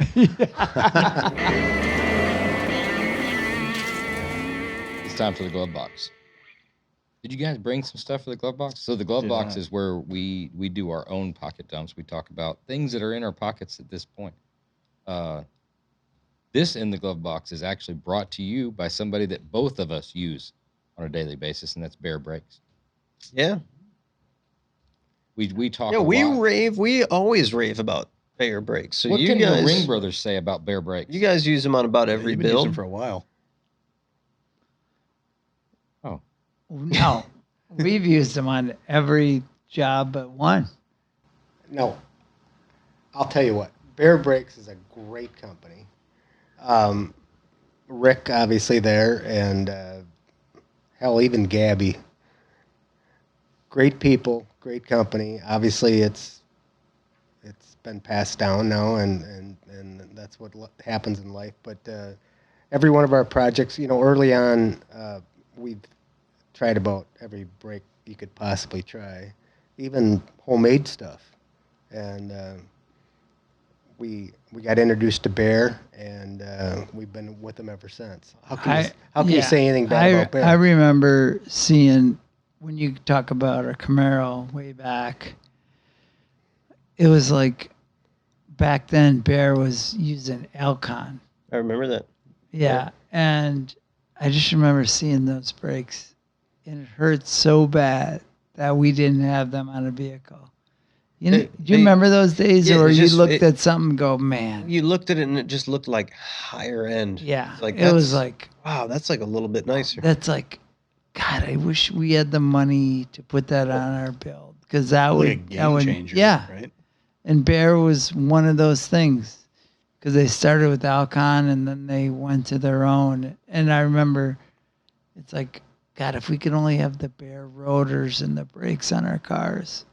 So it's funny how Status. yeah, it's and that was definitely one where you looked through the wheel and you wanted that brake. For And sure. you thought it would make your car, and that was Oh, definitely it did make your car. it Yeah, did. well that's the thing. It literally does make the car because it functions. Right. Not Not only they work, but it was like a look that there's nothing worse than looking at a 20-inch wheel with a A little 13 11-inch steel yeah, brake in yeah. there. And yeah, you It's just, like you're not it's showing like up. looking at an SUV that's got 22s with like a 12-inch rotor. I'm right. it's I mean, no- it's no like, bueno. but Bear was the first to figure it out. Like, wow, and it's what you wanted to build your car For sure. and to finish it. To think that we started out with a 2x4 on a hinge and ended up with Bear Brakes. Dude, that's Remember dragging that 2x4, pulling up on that thing? Dude, you laugh, man. I literally did that, man. I did it. I fabbed Hell a yeah. go-kart. Remember that go-kart I built and Dad didn't know how to weld? Yeah. But, I was Yeah, I used probably. to- We went from I pine must have Hard went up been, against I the must have tire. been 9 years old. or something. brakes to bear brakes. Yeah. Oh yeah, we bought the angle iron from Home Depot Sure. that was galvanized, and then he tried Sets welding it on it fire. to put. Oh, yeah. It's the lever that push the angle iron into the tires. Not air Tires? brakes, man. We're talking asphalt here. We didn't go on the tire. We went on the asphalt. Bear Brakes made right here in the USA and down there in Phoenix. You got all the custom color options that you could possibly imagine. And by the way, really custom colors because they, Rick at Bear, just in the last week, pulled a color off that I didn't think he even could pull off. And they did it for us. And I got to thank Bear Brakes for that. They can pull it all off. To learn more about Bear Brakes, go to bear.com. That's BAER.com. You can also call us here at the Roadster Shop. Talk to some of our sales guys if you have any questions. All right, what do we have this week? Phil, you go first. You've been on vacation for about a week and a half. What? It's time to bring it out. I got Yeah. the fuck out of here. That was nice. What was going on? You notice that beautiful tan? That You're he brown has? as a nut. Yeah. Where'd you go? Cocoa, little cocoa. I don't feel bad that you took off. Obviously, you deserved it because he's always off. Ah, fuck. I'm never. You know, they he used to is call- never off. They This called dude. they called Mike up and off. They should call you guys off and off. I feel like you just always call exactly when I'm not here. Yeah. You know, Well, you got Never COVID. but I or- still fucking answer. You Yeah, know. Jeremy, where you at? I'm in Florida. Next time I call him, Jeremy, where you at? I'm in Like, Florida. well, what do you need, dude? Let Yeah. me get you fucking take care of, I man. gotta admit, you always take care of it. This guy never fucking leaves the shop though. Fuck that. I don't. You know it. You got a sickness. I got nothing exciting. Just go to the old standby. Library? Library. Were you at the library? I was not at the library. Oh, Look at that thing. It's the old Benchmade bailout. Yeah, good to carry a knife again, being on vacation for a week, not That's your- having a knife in your that's your pocket. is standard, your PGS. Super awkward. Customized by Phil. Blue scales. You know, I got to tell you something, and this might work out really good, but a car that we're having at SEMA has a knife as a one of the logos on it, Really? and we haven't figured out the knife yet, but the correlation with all of this coming together, I can't even Dude, we tell you gotta about it connect because you it's too funny. The whole thing with you guys pulling all these knives out was too funny because I looked at that and go, man, that looks like the emblem on one of our cars. Dude, you gotta connect. We gotta connect them with Blade HQ. Yep. Because if there Probably not isn't, that sharp. well, if there isn't a knife on there that will suit the car, I'm Well, sure what they can. what find it one. is If I don't get a Blade H2 up in Wisconsin to show all my hunting buddies like this, actually, Josh, let me have that one. Because obviously they're probably not packing anything except that he's probably got an Buck old knife. timer and he's got a buck knife. Yeah, with So the you gotta pure you're antler. gonna you're Gospel- gonna have to find these guys something Gospel truth. pretty good. Wait till you see one of the logos on one of our cars at SEMA. You'll laugh your ass off. And if this Blade H2 HQ. HQ, which fits the picture, and we could put what we got going on it, you guys would laugh your asses off. Dude, so I happen- we're building this Camaro. Kevin Hart did this car. I don't know if you called him Michael Myers. Are you familiar with that Yeah. car? It's from the movie Halloween. Right. Well, he's always trying to kill this woman, which would be God. What's her name? Yeah, what's that fucking actress's name? Yeah, It's Jamie Lee Curtis. Yeah. right. Yeah. In her day, She was kind of hot back in the Oh, day, wasn't she? kinda Super hot. like yeah. in my day. Yeah. Yeah, not in your day, but No, in but my I day. remember that back in the day, like childhood. So That's it's- like, yeah, So that's the name of this yeah, car. after it. So his Jamie car. Lee Curtis is the name of the car? Yeah. Well, basically It's because gonna be a long logo. because no, hold on. fucking this all Well, Michael Myers is trying to always kill her. It's supposedly his sister. He's always trying to kill her. Michael Myers, dark, black. His car is all murdered out. Yeah. So we're building this white Camaro, which is basically Jamie Lee Curtis called what? Strode. Strody. Strode. Yeah. Her In the name movie. is Strode. So that's the name of the Camaro, Strode. So Just to piss them off. And the emblem on the car is a knife, just like this one I'm holding in my hand. just like it. Well, You can take that one with you. That'd be great for the. That's Phil's like favorite. That's my favorite daily Phil, carry that's knife. the one But- he keeps repeating. But by the way, That's enough. I know already, this Phil. is going out before SEMA, but we could actually make this work if we could build this knife into, Here we go. No, into the logo. I'm making more notes. We'll make it happen. Make it happen. It would have Ring to be. Brothers edition. Just gotta say Dude, that's gotta Strode. happen. Just I know. gotta say Strode on it.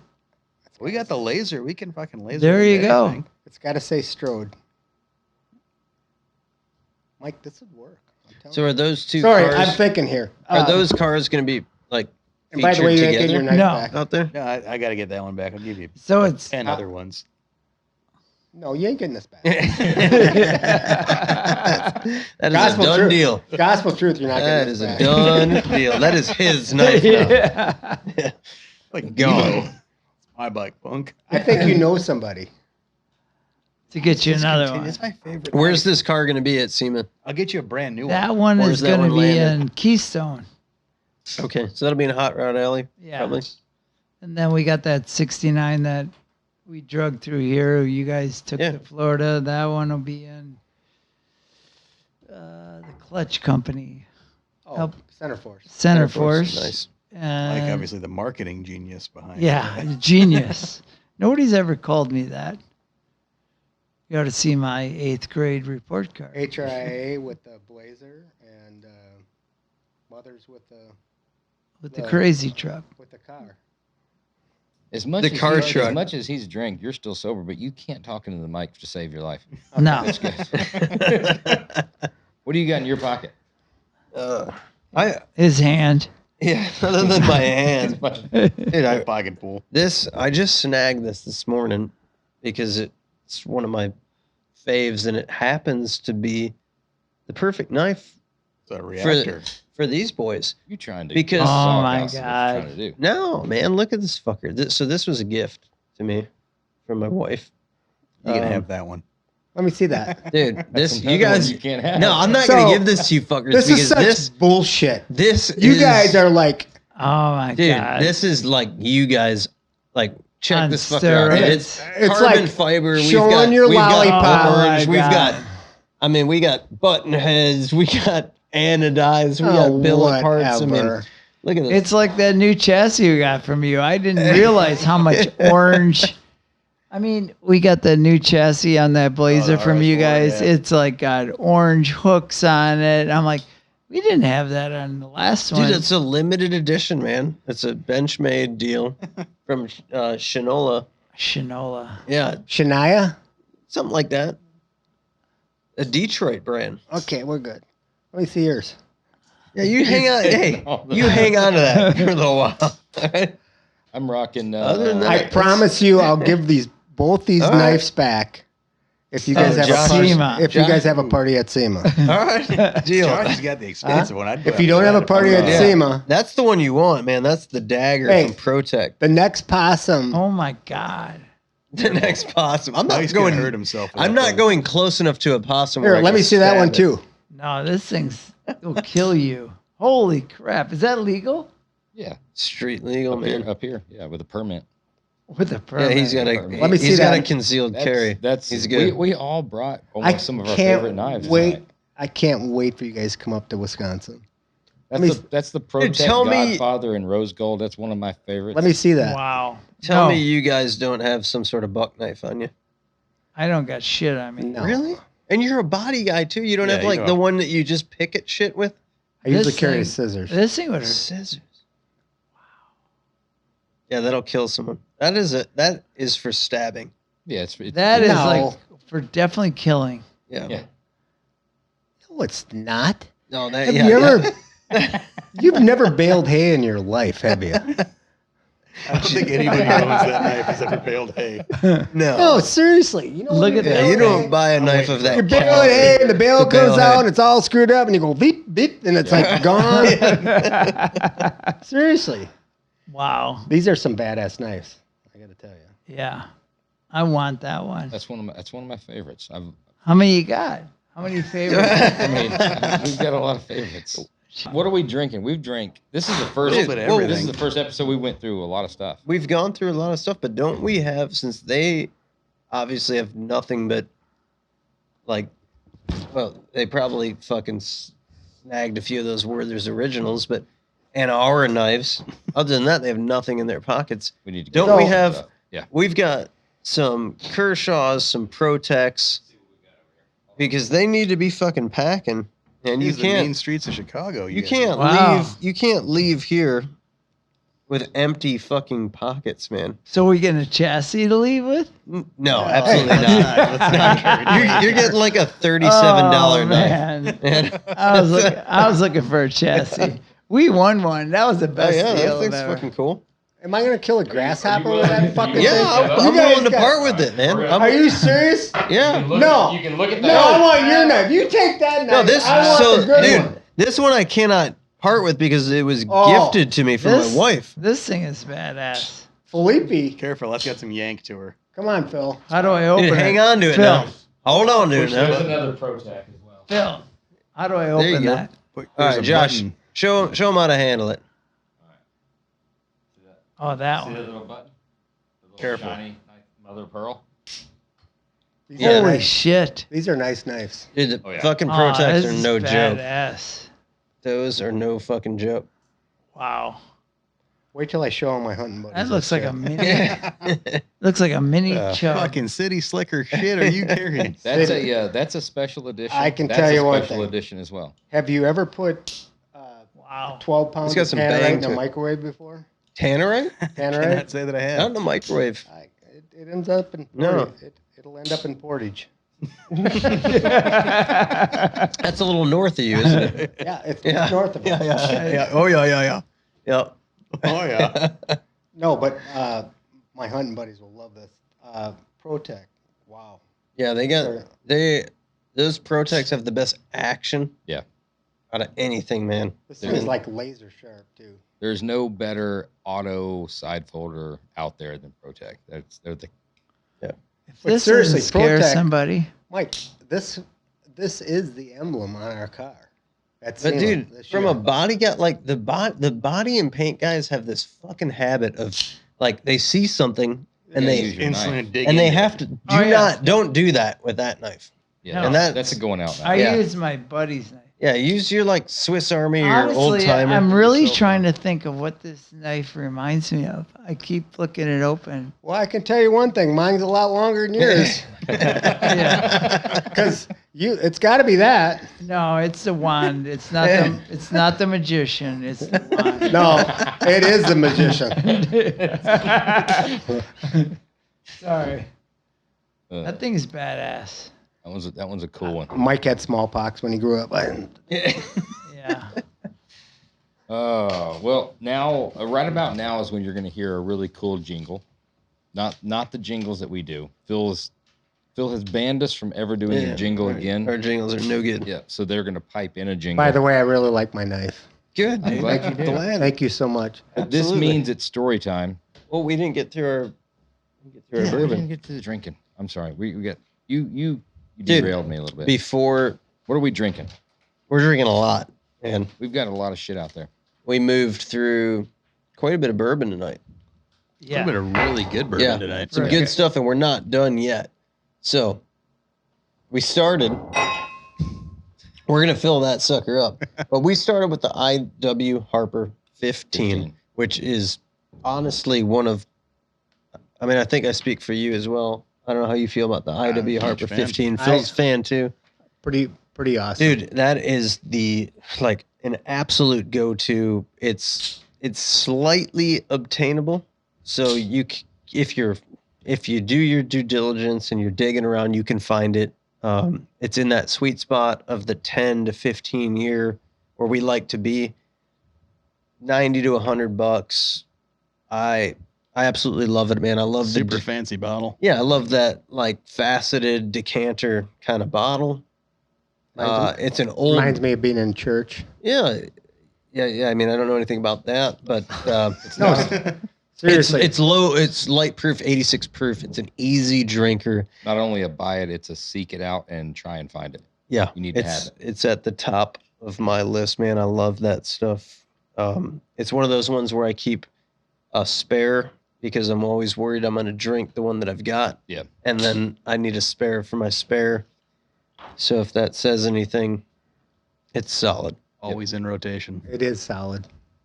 And then And then we moved into the Weller 12, which we I managed mean, to kill. dude, That's the a Weller brand new 12. bottle we just got today. Before we just got a little bit left. So before this podcast is over, we are gonna kill.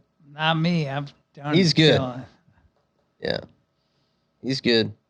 Like Scott We'll just fingers top off. you off. Weller 12 really needs no. Good. I feel like it needs no review.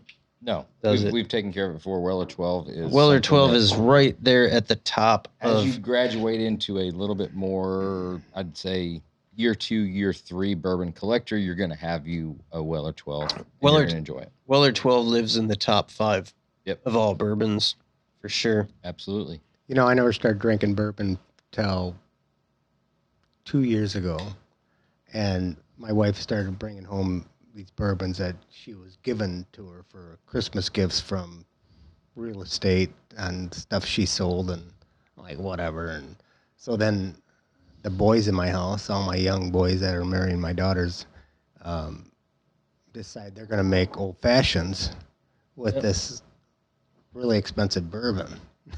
Oh, yeah. And by the way, they're incredible old fashions. Right. Tanner, Noah, Nick, and I told somebody that we were making old fashions out of this particular bourbon. I don't even remember what it was. And they're like, "Are you out of your goddamn mind?" I'm like, "I'll tell you what. I don't care how you drink this stuff. It's incredible. Like these guys, these guys make the most incredible old fashions, and that's a big Wisconsin thing. And no matter what you're pouring with it, it's pretty incredible."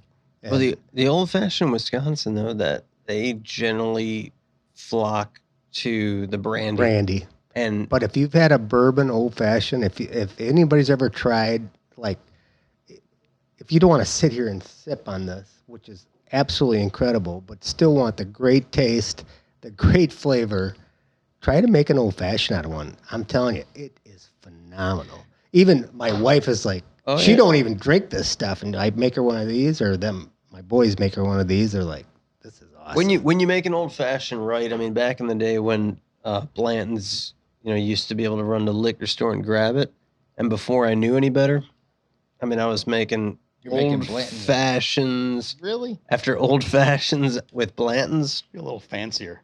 Yeah, No, I'm serious. and It's- I mean, in this day and age, you wouldn't dare do that, but back then, you can get your hands on it. So I don't know why you wouldn't do it. Yeah. If it's a great liquor, it's a great product. You don't have to sip it.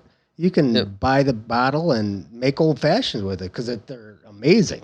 Like if Oh, you've yeah. had a brandy old fashioned Yeah. and then you try a Well, bourbon when- old fashioned. Well, when you make it right, I mean, you're not diluting exactly the alcohol much. You're adding sugar, you're Yeah. adding bitters, not healthy, but and You just go ahead. That you is just hammer it about down with the bitters, it. right? That's At the least, main yeah, the it's bottle. 17 to 20 like little shots of bitters. You empty half the bottle, but Yeah. no, I mean, you can snag a pretty decent There's a- bottle of there's 100 ways to skin a cat. Right. But IW Harper 15, Weller 12. Those were the two standouts. Those pale in comparison The shitty old stuff that you brought. Yeah, to that old to ass the shit. dusty old I actually shit like the that old- we got. I So liked it all. the standout, I guess, the standout of the group is the old Fitzgerald bottled and bond 6-year which like what do we have? There's a barreled in 59. Yeah, 66 is. So Yeah, barreled in 59. barreled in 59. Sold in 66. Yeah. Bottled in 66. Tax stamp. Intact. Solid ass bourbon. I mean, that's literally, in my opinion, I mean, I've got a lot of Dusties, but the old Fitz stuff from Stitzelweller from that era, 50s, 60s, that's the holy grail of bourbon whiskey, period. You will not find anything better. All you young folk out there, check your Go raid mom your and dad's. grandparents. No, grandparents' piano. Go down into the Oh, yeah. fruit cellar. Send it Yeah. to the Roadster shop. Just Leave a message Just under the bed, the on our mattress. YouTube, on Oil and Whiskey, on Roadster Shop. Yeah, that's where it's at. I agree. I think this. How did you think? What is your review of that, Josh? Because I mean, you know, I love that. I mean, I'm a Dusty fan because that old funk is something that's very hard, or it's impossible to replicate, and it only gets there from years and years and years and years. The smoothness, the mellowness, the smell with the taste, and the difference in between those two, I just love it. I absolutely love it. Anything that's old, and I'm not a Canadian whiskey guy, but when it's old shit, it's fucking good, and it's That's why everybody likes Mike. because he's old. He's an old shit. So because It's old, the smell. Yeah, like Dude, we smell. don't- Just take we a don't- good whiff of that. yeah, we don't need to crush this, but we should have a small take a little sample, just a small sample of that, because this is a 1949. Wow. That is liquid polio. Yeah, probably. We'll just do like just a small little sample. How about But you just pour one glass, just pass it around? I gotta clean my glass. Sorry. You're Cleaning with you're other cleaning your glass bourbon? with whiskey. All right. That shit. This stuff's pretty cool. So You the got- Canadian whiskey, not nearly as sought after as, like, obviously the bourbon whiskeys, the old Fitz, You gotta have a little taste. and stuff like that. But Why is that? it was way more readily available, I think. I think the distillation process, the aging process, not nearly what it is with the bourbon They had whiskey. less cops up there. We get No prohibition. Yeah, they were able to get the shit done a lot easier.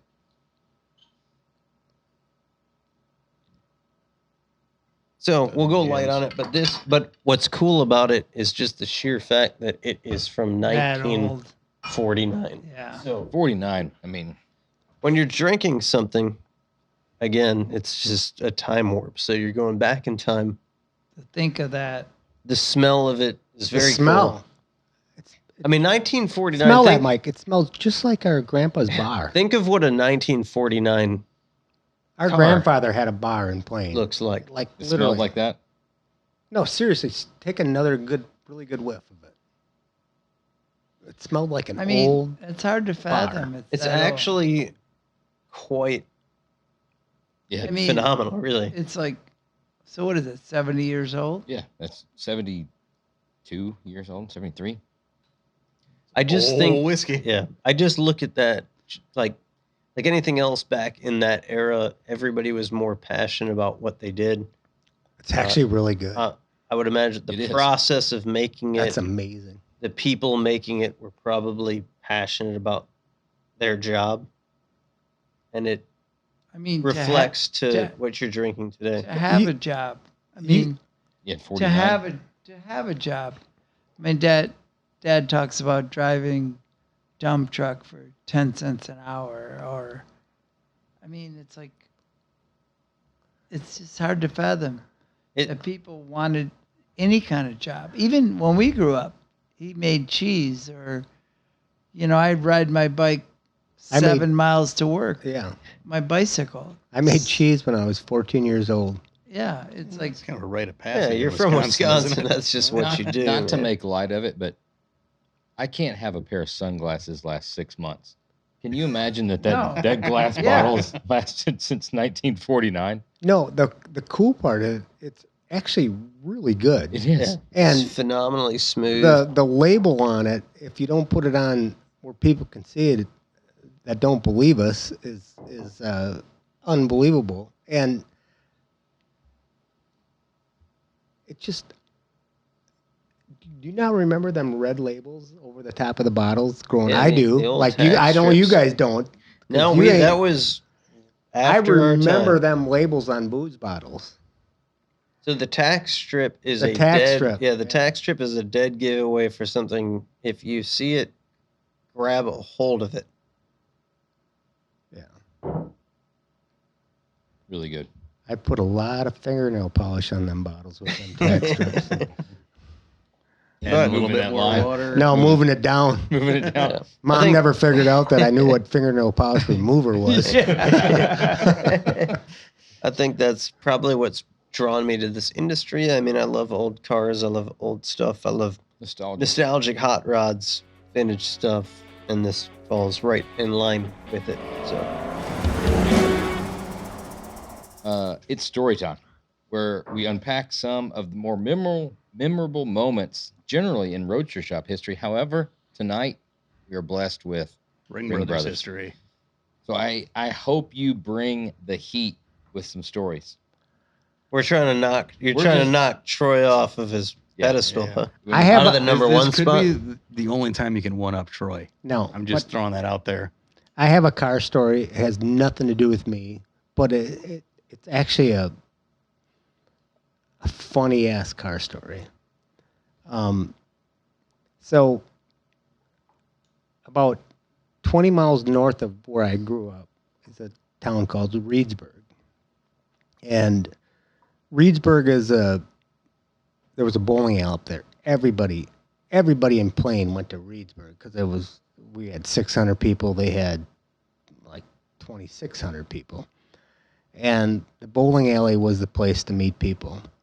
And Women. women. And I have a good friend of mine. He's gone now, and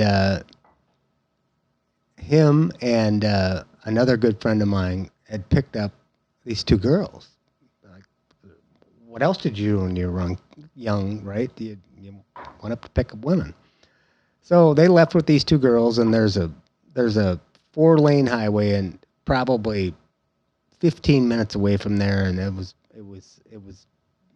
by an old powder plant, which is in Wisconsin, very famous powder plant. And they're driving down this 4-lane hill, and Jim, the guy in the front seat's driving, and Scott is in the back seat with these two women.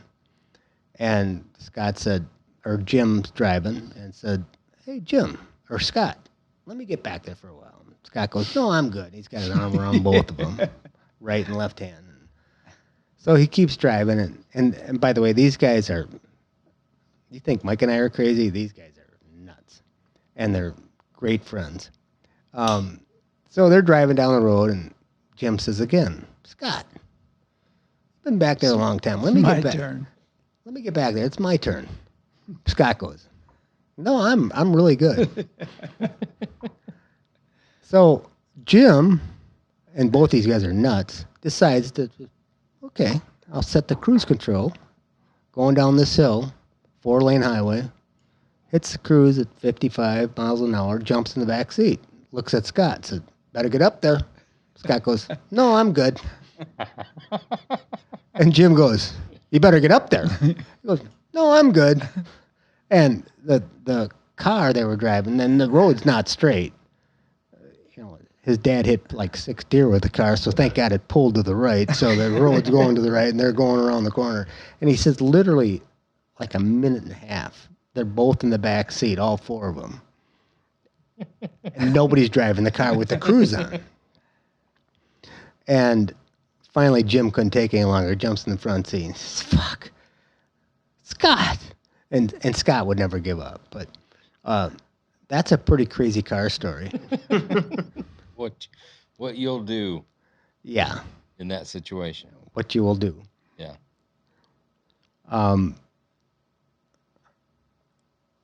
I got a couple more, but I'll let Mike. Which ones? I mean, we could go on and on about cars and Have you guys ever like just come to fucking fisticuffs, or what's the closest the two of you guys have come to kicking the shit out of each other? yeah, I don't know how In you the guys, shop. I don't know how you guys do it, but it's been years ago that it's tough, you know. Being partners 50-50, which I'm sure you guys are. No is a tough thing, right? Yeah. I mean, no means you can't do it. You could feel as strong as you want, and no is like it's very powerful. So it's tough. But for us, I think the toughest when we're confident in what we want to do to a vehicle or whatever, it just takes a vacation away for us to do what we want to do. So, well, who needs to go on vacation? Whoever is yeah, it's like there's a lot of times Have you ever like bought Jim a vacation? Like, hey, head out for a cruise, get you all set up. I remember that all the time. we did. I don't know if you remember that Fairlane we did. Yeah. 64. I wanted to chop it in the worst way, and Jim didn't. So Jim went on vacation. We chopped it. Well, we chopped 4 inches, and we set it back down. I'm like, oh, it looks like fucking shit. And I was Shit, scared. Jim's gonna be pissed. Yeah. So we put 2 back into it. But it was like, I mean, things like that. It's like, you know, you want to do things. It was like producer. Jim said, that car would look cool if we widened it, you know, and so we're like, yeah, let's do it. And Jim's like, oh, we ain't gonna do it. And he went on vacation. We did it. He had the idea, but he was too afraid. But we cut it. We widened it 2 inches per side. I mean, so there's a lot of times we just do what. That's gonna be fucking stressful going on vacation. Yeah. No, how about you guys? Do We you guys ever battle it out? Seriously? no, we actually No. like communicate on vacation. Like Really? I try. So I think we both respect each other's vacations, and I try. No, to, I'm not talking about vacation. Well, we'll get to that. But like when he's on vacation, I try to absorb the bulk of it until it's like something that I'm like, all right, God damn it, this is fucking pissing me off. I'm like, and I'll be like, you're not gonna, yeah, shit, I Yeah. shouldn't be telling him Yeah. this, but like, I don't want to piss you off, but like, this is what's going on. But no, for the most part, you know, we have like I mean, I sell some crazy ass chassis and build some crazy ass things that Phil usually has to handle the. Well, it's been a lot nicer now because I can just kind of sidestep that. And Yeah, fall so into no, your it's like lap. it works out good. But if we ever have fights or if we brawl, we have completely different roles within our company, and I think what we do here is entirely different than what a lot of people in the industry experience. Because most of the people in this industry are a lot like me, that are, you know, you're a fabricator, and then you turn it into a business, right? But most people have no business being in business. So that's why this works so well, because it takes a very like sharp businessman to make it fucking work. So on Phil's side, like to make the business operate is as difficult, if not more difficult, than building a car. And I don't think a lot of people realize that in the hot rod world, you know, Absolutely. that it's very It's not the easy. exciting, glamorous. Well, it's side. not. No, it's not. But it's like that. Like, yeah, sure, it's cool. Like, right, build fucking cars. That's super fucking badass. I'm gonna go off on my own. I'm gonna start a hot rod shop. This is really, really cool. But it takes a shit ton of intelligence, skills, you know, business sense to take it to the level that we've taken it to. And it's easy to look at it as like, oh, that's the roadster shop. That's what they're doing. I'm going to do that. Like, I mean, It's like building a sub. like Subway. Like you got to go through there and you got to have the lettuce, you got to have the tomatoes, you got to have the fucking onions, you got to have the. It takes a lot Yeah. to do this. Like there's a lot of different. It's I think it works great for us. We can each focus in one direction. Like I couldn't do any of the shit that he does, and if he had to do half of what he was doing and half of what I was doing, which is I think what most guys in our industry are doing, Yeah, forget about it. he wouldn't be able to focus on building the cars and the chassis and Nor have the could design to I that even level. do it. Like He can barely open an email, but right. No, I can't weld, that's so I'm it's, good at it that. trades I could off. open the shit out of an email, but that's like where it stops. You know, I'm good at that. there's no doubt about it. There's something to be said about brothers in a business. Yeah. Oh, absolutely. Either it works or it doesn't work. Yeah. Because family's tough. Like they say that, but we've never experienced it. And Mike and I have never either. You grow older, and everything changes. Like you just get older. Like we got 20 years on you guys. At least. That's that's a conservative. No, I mean, you guys have been in it for a long time, and you guys started younger than us, but you guys are light years ahead of where we were, Yeah. and Not even the we same look way. up to you guys, and we just wish the best because it is tough. And Mom, again, our mom, we always talk about our mom because she pretty much raised us, but she had brothers that owned a cheese factory together, and I remember her telling me, it's tough. She saw how brothers, and not so much the brothers that fought, but when you bring the wives in, not saying anything bad about wives, but they're always going to stick up for their husband. Yeah. Because they're going to hear the side of their husband. They really don't know the true story or both sides. So it's tough, but if you can because guys, like you guys can tell each other, fuck you, right? Fuck you. And the next day you're fine. Women, They can't handle that.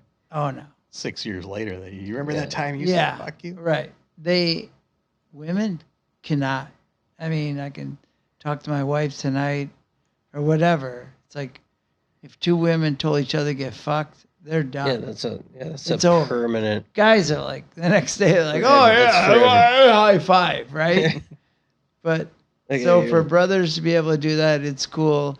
You understand, but you bring the wives into it. It's a tough thing, but yeah, you guys have done it, we've just always kept it, us. and you'll be I mean, you'll be fine for it. yeah. Thanks everybody for listening to Oil and Whiskey with the Roadshow Shop and Ironclad Original. If you like the show, be sure to leave us a rating and review, or let us know what other guests we should have. Let us know what we should do better. More Miata talk is something we get all the time. We get that regularly. Don't worry. More Miata coming. talk is coming. It's coming. Yeah. But thanks again to our guests, Mike and Jim Ring. For sure. The Ring brothers, you've been a staple in the industry for the last, 60, 70 years. And